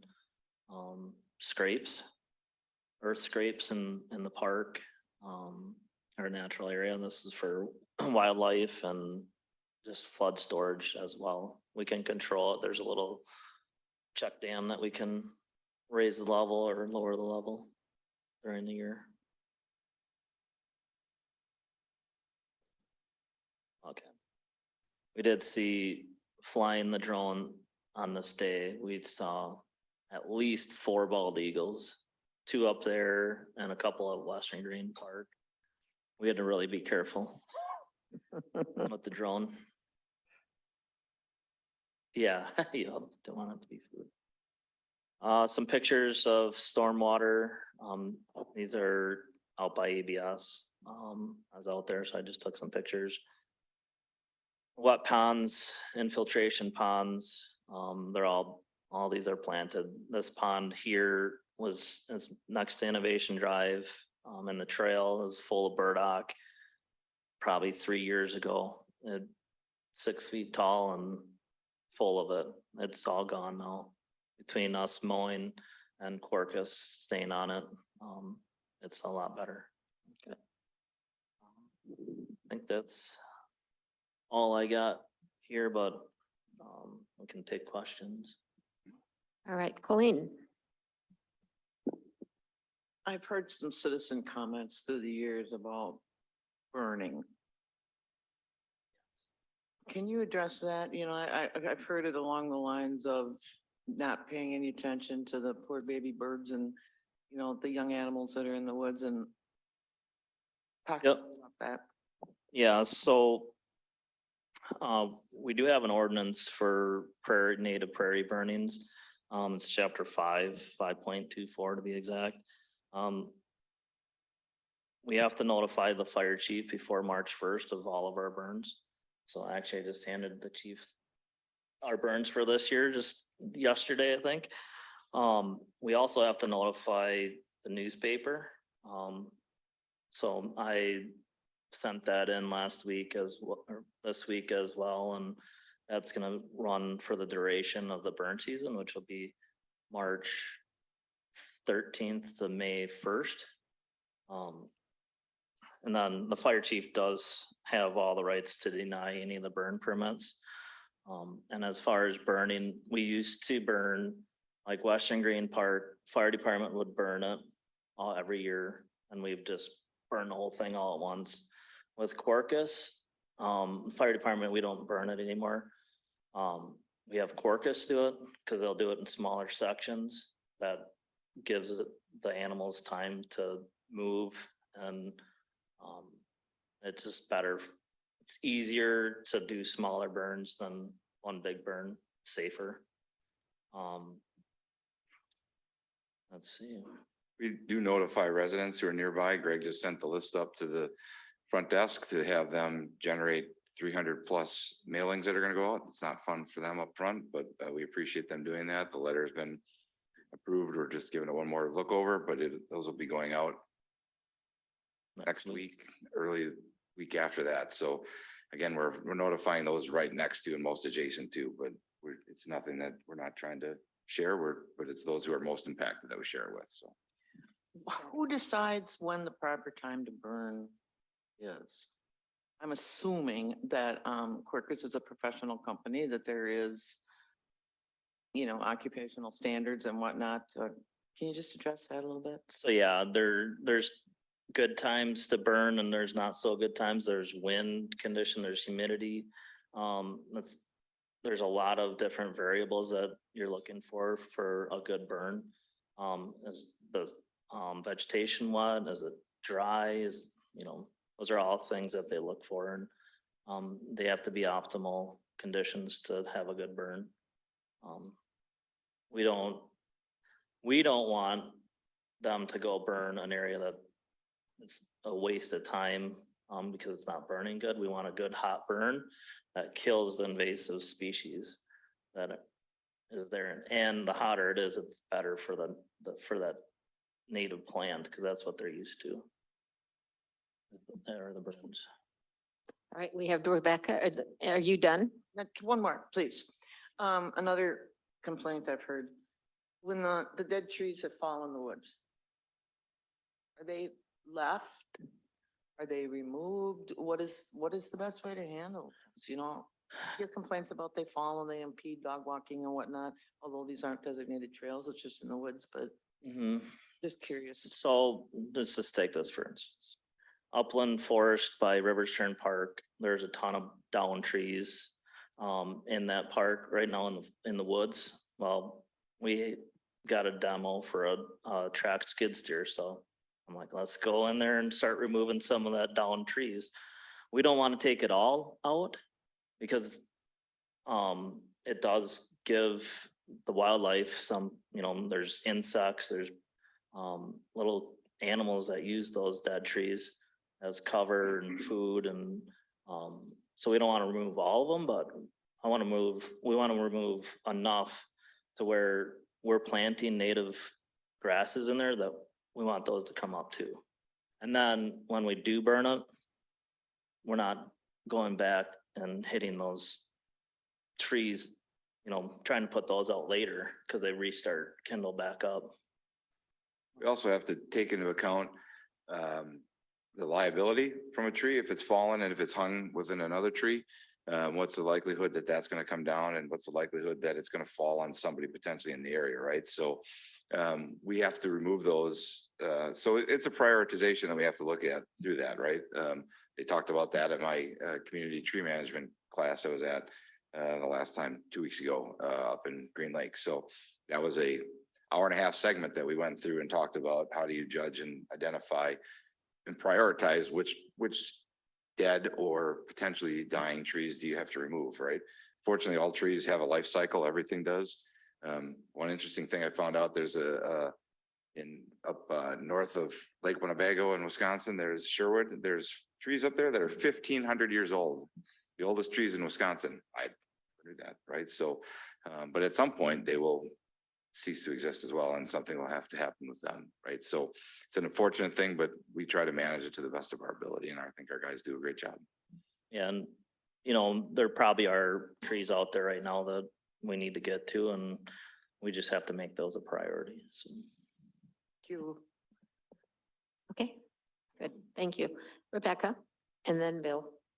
Yeah, I'm gonna piggyback off of what she was just asking, that last question about the trees and the clearing and stuff like that. Because I will admit, I'm one of those folks who I was driving across Innovation Bridge one day and I looked over to the left, and I said, where the heck did all the trees go? So, and I knew we were in the process of getting rid of some invasive species and stuff like that. But could you kind of talk a little bit about that? Because a little bit more, because one of the things that, and I think you may have touched on it, where you're also planting trees as well as the prairie grasses and stuff like that. But where we're taking out a significant portion of those existing trees, are how much are we trying to put back, or are we just letting it, or is it more prairie grass? I want to make sure that we're also keeping our forest, for deforest. Oh, yeah. No, so in that Arbor Day event last year, and this picture right here, we put in over 100 saplings, and we're, 5-10 feet away from each other, planting trees in that whole area. So the whole point of getting rid of the box elder trees and the non-native trees is to open the canopy up so you get light to the ground. And for the native trees, it opens that up for them, so they can grow healthy and, wide. A lot of the oaks, they'll get wider the more room they have, but if they're confined, they're not gonna have a good life. And just Basically. kind of a follow-up to that, and kind of, again, piggybacking on another question related to the animals that are in the area. What are we doing prior to these types of clearings? Are we identifying, like, say, for instance, we have a bald eagle. I'm just using as an example because you told us about it. If we know that there's a tree that is slated for destruction, and now we found there is an animal in there that we really don't want to disrupt at the moment, how do you deal with that? Well, if we ever came across that, I think as a village staff, we would, look, well, there's an animal there. Are they just growing their young ones and they're gonna leave? We can leave it until they're gone. If it's a, if it's a safety hazard, we have to look at that. Trail right there, is it gonna fall on the trail? Do we take it down right away? Might have to. It's I guess case by case scenario. And as far as Quarkus goes, I haven't heard. They do most of the work. And I think they're conscious of the wild animals as well. So if you do come across a tree like that or something where there is an animal, but there's also that safety issue, are there any steps taken to assist the animal to go somewhere different? Or is it just dealt with? Yeah, we haven't come across that, so we don't know, I guess, what we would do yet. Yeah, that you're getting animal control or something else involved there, right? And we're not gonna, priority one is human life, right? Unfortunately, but it is that, so we're gonna take care of those, make sure that's covered first, and then secondarily is what's in the area. Yeah, and we could contact the DNR and ask them what they would do and what their suggestion is, somebody that deals with that kind of stuff. All right. The other thing I would just add on to with touching on the clearing of underbrush, right? The honeysuckle or buckthorn. I've heard it said that they're nice, right? There is beauty. You can find beauty in anything, but if you don't manage those things, they will choke out the more desirable things, right? And so that's why we do this work, or we have Quercus do that work, is to manage so we can have strong, vibrant oak savannas or different areas in the community, right? If not, we lose a sedge meadow because of whatever might Yep. decide to invade and take over, so. Abby. Two questions. One is that, I was wondering, considering that this Taylor report is, a later version of one that was done in 2007. Do you feel like, that the information and guidance in this document is still up to date and useful, or do you see a need for an assessment? I don't know, sometime in the next couple of years? Certainly. So there is still a lot of viability to this report, and there's a lot of things that we need to accomplish. But as you recall, you authorized for us to work with Stantec and Quercus on the Yahara River, right? And rehabbing the river in areas where there's a lot of erosion, and then Quercus handling the lands that lead up to that.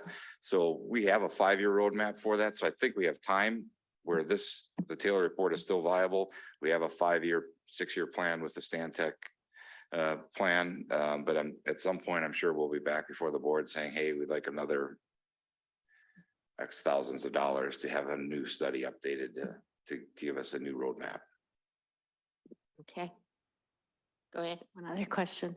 My next question is more related to, I think the Yahara River and all our environmental corridors are important, not just to the village board, the village staff, but obviously like the whole community. We have a bunch of people in the room right here, right now that really care. And so my question is related to, what can we do? And also thinking of myself, like in a couple months, I'm not going to be on the village board. So I want to continue to be involved with our natural areas. I'm wondering if Trustee Simpson happens to know when our next, if there is a scheduled spring river cleanup, because I think that's a great opportunity for anybody in the community to get involved. And I've done it twice, and it was a really good experience, really fun. And you can really see a big difference in the navigability and the quality of the river after just, a bunch of people just going through and clean. Do you happen to know, or is that? Sorry to put you on the spot. Okay. All right. And I asked because he's on the Friends of the Upper Yahara River headwaters, so he's one of the people knowledgeable about that. So, Okay. and they have a Facebook page, so check that out if you're on Facebook. All right. We have Bill and then we have Jim. I've read the Taylor report a bunch of times, revisited a lot lately and got more out of it every time. Thanks for updating the number of stormwater sites, from the 35. I thought it would be 50, 55, but a lot of places have these and you don't notice, like Bucky's. You saw on the thing, they'll have a little lake behind there. Most people think, oh, there's a lake. No, it's a stormwater management facility, whether it's wet or dry. The most successful ones you don't notice, like Riverwood Bend, where people go sledding, where they end up is actually a dry detention basin. And those 77 are just public stormwater facilities. I right. mean, there's a ton more private, so. It was very interesting and yeah, probably will need to get updated. Not the whole thing. I saw Taylor did a Cross Plains Conservancy report in 2005, because it had Kelly's name on it. You know, before she came here. And that had some more directive to it. You should do this, you should do that. But now Quercus is taking over and doing that part. But it's good to see that Taylor is the kind of the basis for it.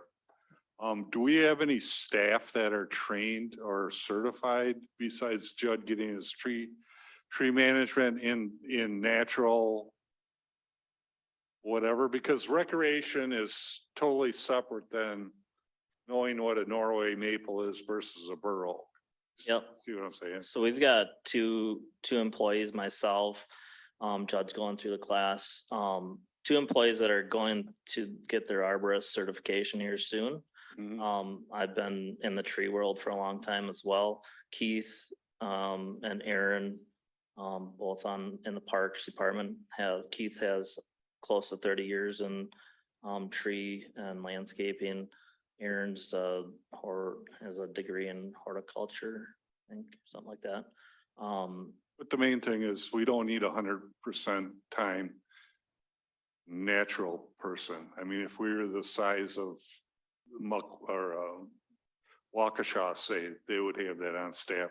But that kind of leads into this question: who determines the quality of Quercus's work? Are we comfortable? So I mean, like a road, they'll do Main Street. We have it inspected by somebody our third-party inspection that looks after us. Not saying they haven't done anything, but Yep. are we comfortable with the overview of them? Yeah, I work with Quercus all the time. I'm I call them probably once a week. They call me. I'm out on site looking at projects with them and going over what's happening. Majority of the time, it's cutting the buckthorn and girdling trees. Worked with them on Regstead Park, getting walnuts taken out. Figuring out, okay, where do we want to put our native seeds this year that we have a lot more for? So where do we need to put them? We're gonna go look at the sites and kind of figure out where they need to go. And I use their judgment. They're the professionals. They do it every day. So we're using their professional, just like an engineer. I'm gonna talk to an engineer about a road. If I can't answer it, I'm gonna talk to somebody that knows what they do it every day. And it's good that you mentioned it's like a 5-year process. You can't just do it in 1 year and skip on the X. You have to actually keep coming back. And then the Quercus plan that we saw in October that really shows you came back on a yearly basis. You girdle the trees 1 year and then you cut them the next, because then you don't have to deal with the canopy, the leaves. This is a tough one, but I mean, how do you measure it? Are we at 100%? Are we at 50%? Are we at 25% of the Taylor, not so much goals, objectives? How far along are we in the village? Do we obviously the Quercus plan, we need a lot of work. And we'll finish this question and then we're going to take Jim so that we. I would estimate, Greg and I probably would say 60 to 70% of the Taylor plan has been worked through the areas, right? There's areas we just haven't gotten to yet. They're coming in this year, next year down the road, but there's 60 to 70% of their village has been touched by what's in this plan. Just a quick comment. I sent Greg, University of Connecticut, I believe, or whatever. They make animal shelters with the down wood. And actually, you down the wood and it's beneficial if you leave it to rot into the ground. I mean, there are times where you want to pull some out and chip it, but it's benefit to the people that think that there's different ideas of forest. But actually leaving it, if you can, to decay, it's food for all kinds of, from mushrooms to centipedes to whatever, but I think those animal shelters are a neat idea. You got the wood there, it's free, and it just takes the labor to stack it. Good idea. Thank you, Bill. We're going to move to Jim. Yep, thank you, Bill. If you could send that to me or maybe Greg. Yeah, I can forward it. And answer Abby's comment about the Friends, we have a annual meeting, May 3rd. I think that's a Wednesday, the first spring cleanup, which I'm happy to see that many of the people in the audience have been to these before, but the spring one is May 13th and the fall cleanup is September 23rd. So thank you for letting me put that plug in there, Abby. All right. My question being though, is I know we have like the Quercus plan and the Stan Tech plan are relatively new. And we have the Taylor plan that sounds like we're still actively working on. I think there's some other plans out there and my question is if there is, I remember there was like a woody debris plan, but I think that was to get it out of the river and we pretty much did that. But why I'm mentioning this, I'm guessing there's plans I'm unaware of. And knowing that there's the park and rec, whatever comprehensive space plan? plan, yes, that's coming up in the next year or so. Next year. Is Yep. there any other plans that we should be looking at in preparation for that? We have our urban forestry management plan, which is being updated this year. We have the grant from the DNR. We're working with Wachtel Tree Services. Nate there is helping us with the review of the current plan, updating it to any new standards. We'll come back with suggestions if we have ordinances that need to be tightened up or added or deleted. And that'll all come back to you May, I think. Sometime this summer. We'll have that back before you all to approve and make it an official part of the new, like retire the old one, bring the new one in. Okay, it sounds like we're pretty much got enough plans out there to help incorporate it into the park and open space plan and we should be good. Okay. Yep. All right. That was a lot of information and we appreciate you taking time to do it and look forward to the next update. All right.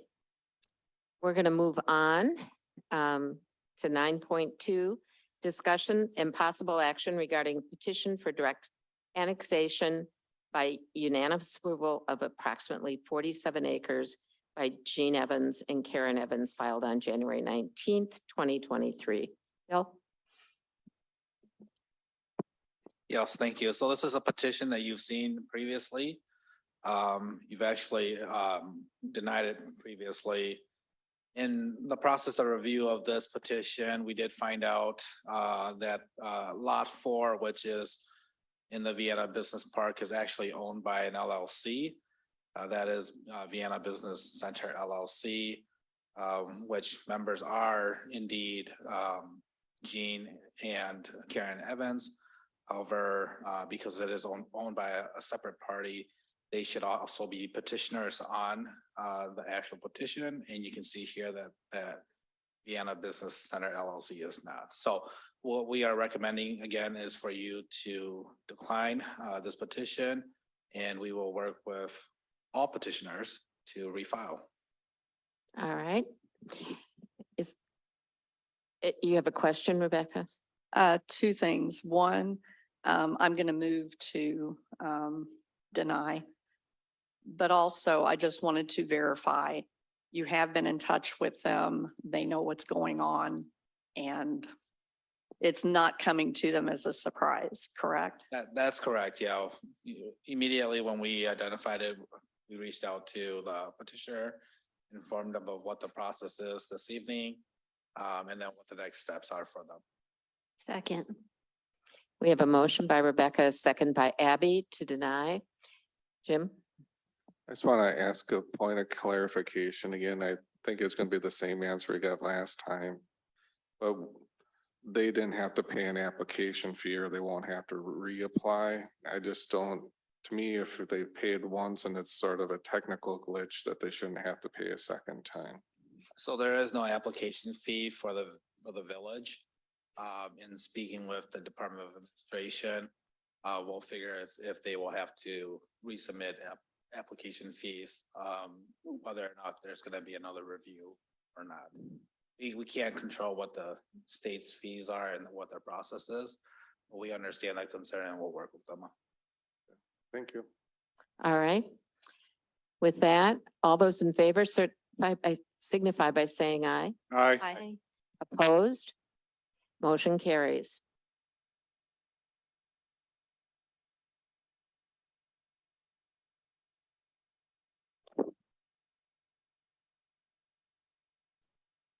All right. Presentation of resolutions and ordinances, 10.1, Resolution 2023-008. A resolution accepting the lowest qualified bid and awarding a contract for reconstruction of River Road.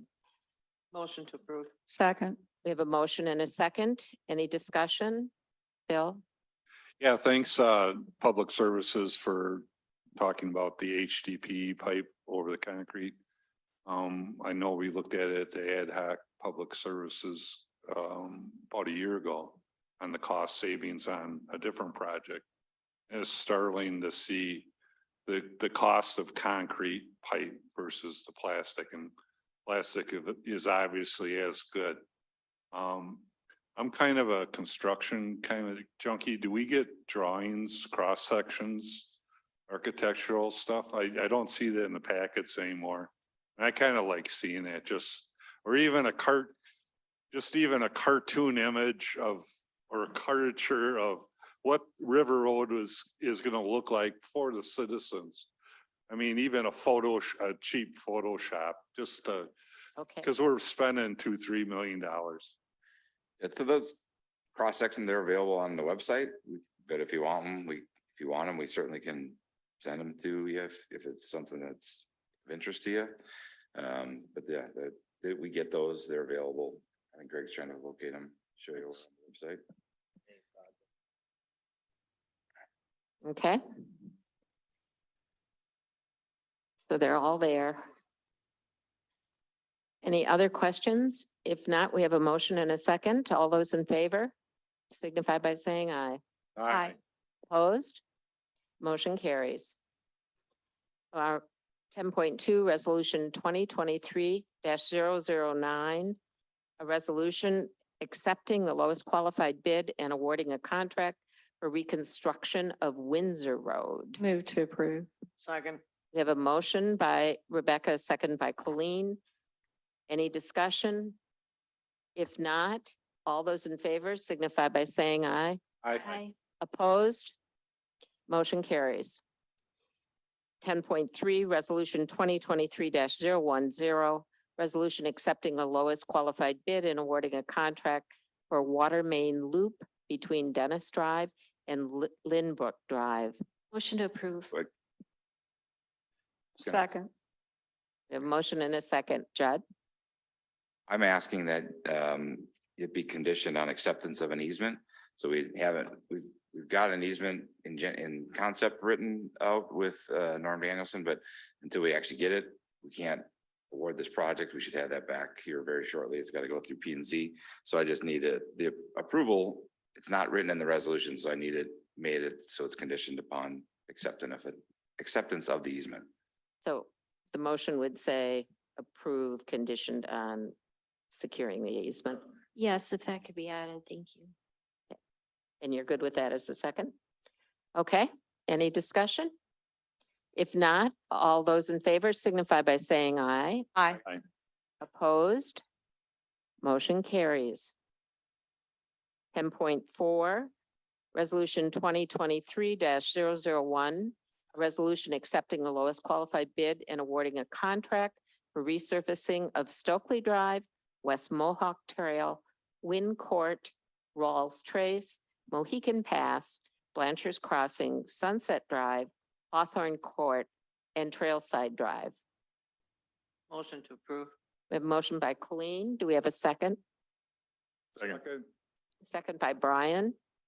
Any discussion? Rebecca.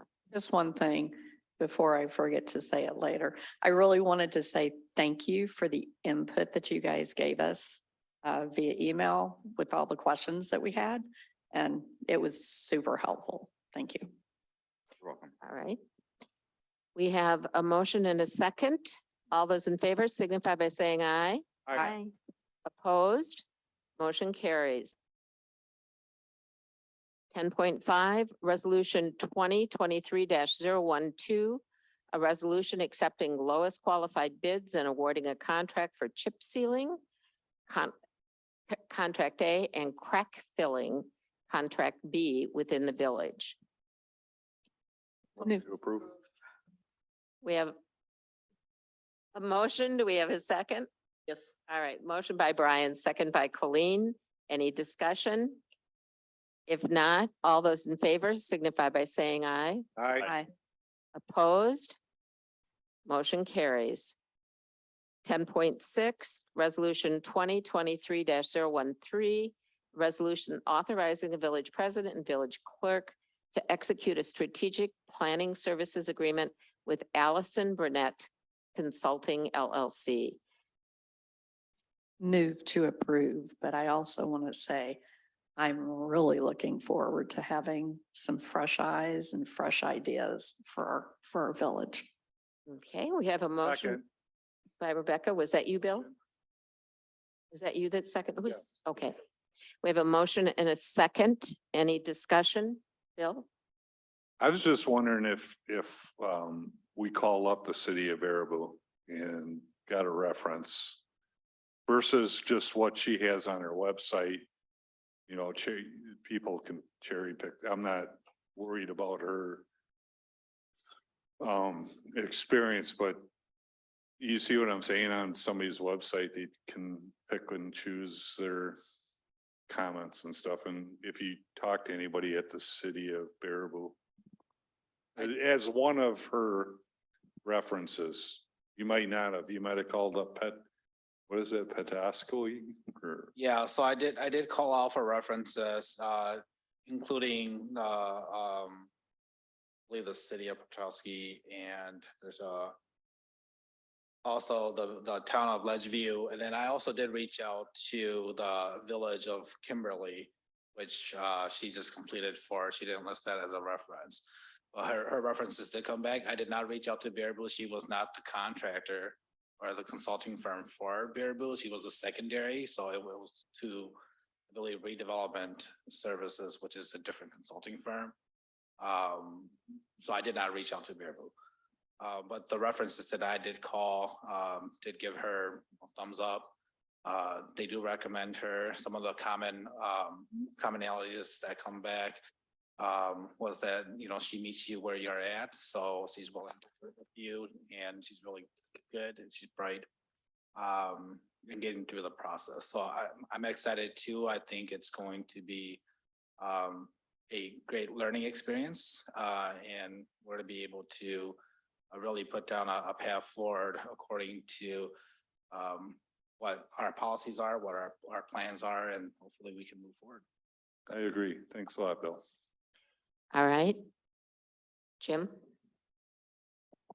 I guess my little comment, obviously I'm gonna vote for this, but I'm just a little bit concerned with the schedule that's put forward. It seems like it's aggressive in the beginning, which is great.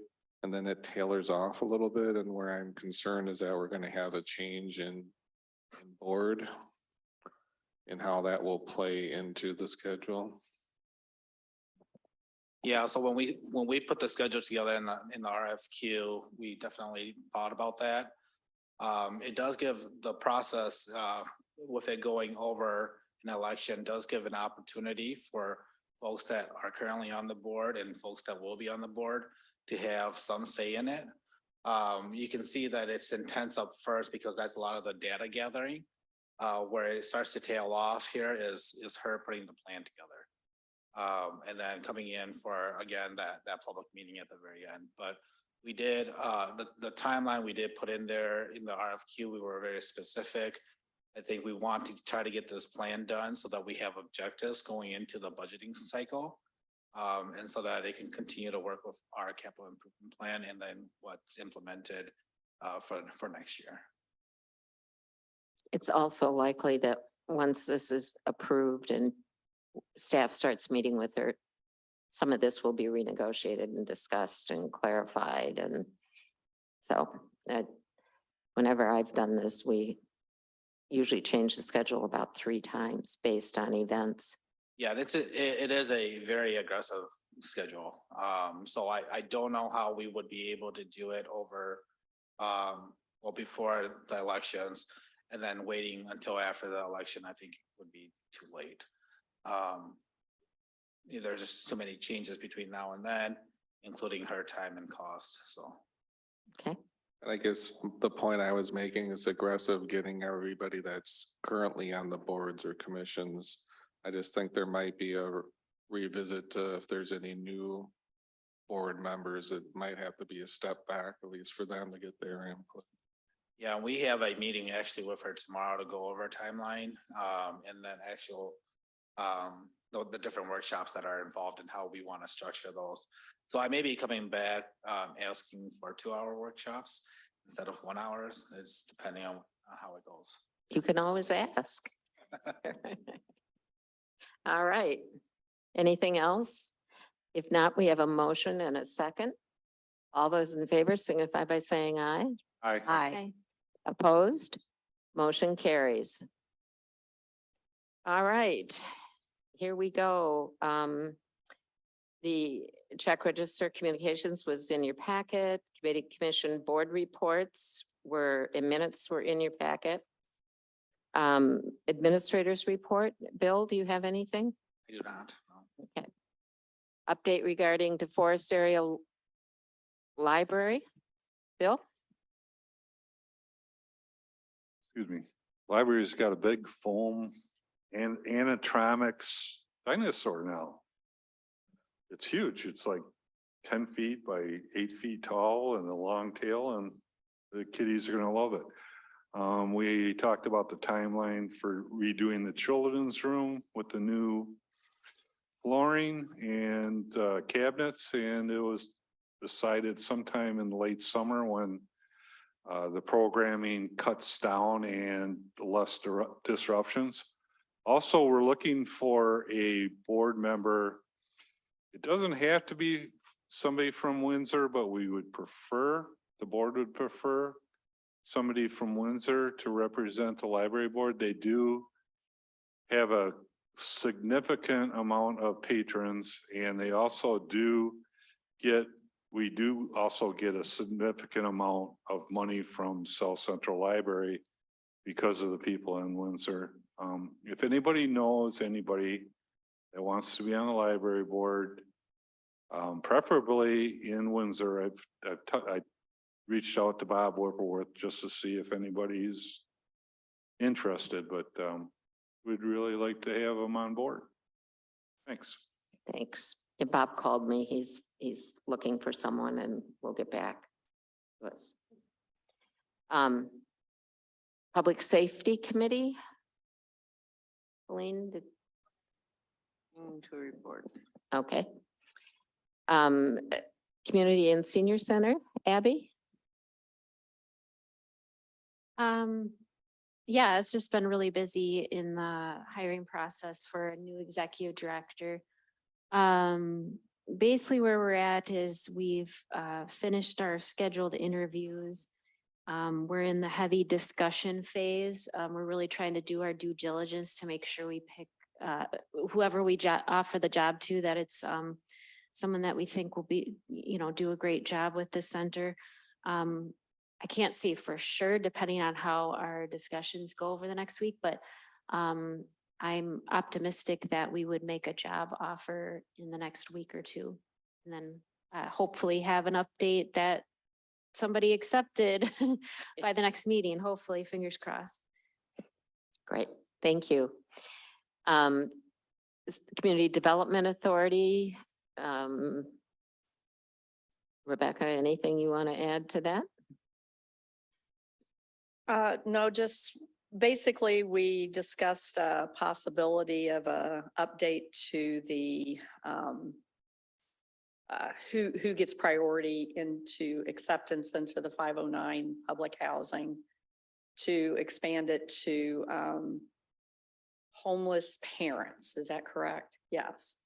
And there's some discussion about it. We're moving forward to get some legal advice on that, some legal input on that. And we're also looking for comments from the public as well. So that's about it.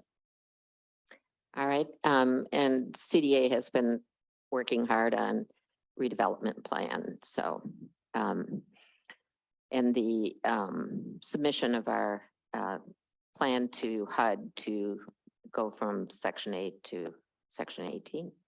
So, Windsor Fire and EMS District,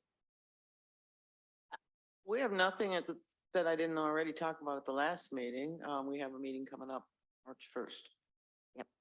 good, May 1st. thanks. My report, I will say that the afternoon before the president was here at 2:00, Channel 15 called me to ask me if they could interview me on the president coming. And I could tell them just about that much because the White House, I had no to very little information other than to say, we were excited that he was coming. At 8:30 the next morning, and I shared this with the board before, the White House called and said, there's been an oversight. We'd like to invite you to come and be with the VIP group and meet the president. So I needed to be there at 10:00. Now I'm female. So from 10:30 or 8:30 to 10:00, I had to pass security clearance, take a shower, find something to wear, get through traffic and get over to the Union Training Center. I did manage to do that and was able to be part of a group that had some private time with the president and a picture taken. So that was a great honor. And I felt fortunate to be able to do it.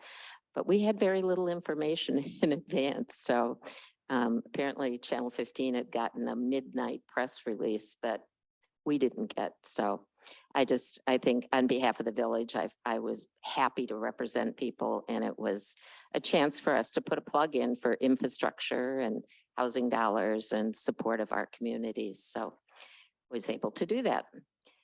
I don't think I have anything else to report, but I would entertain a motion to convene into closed session.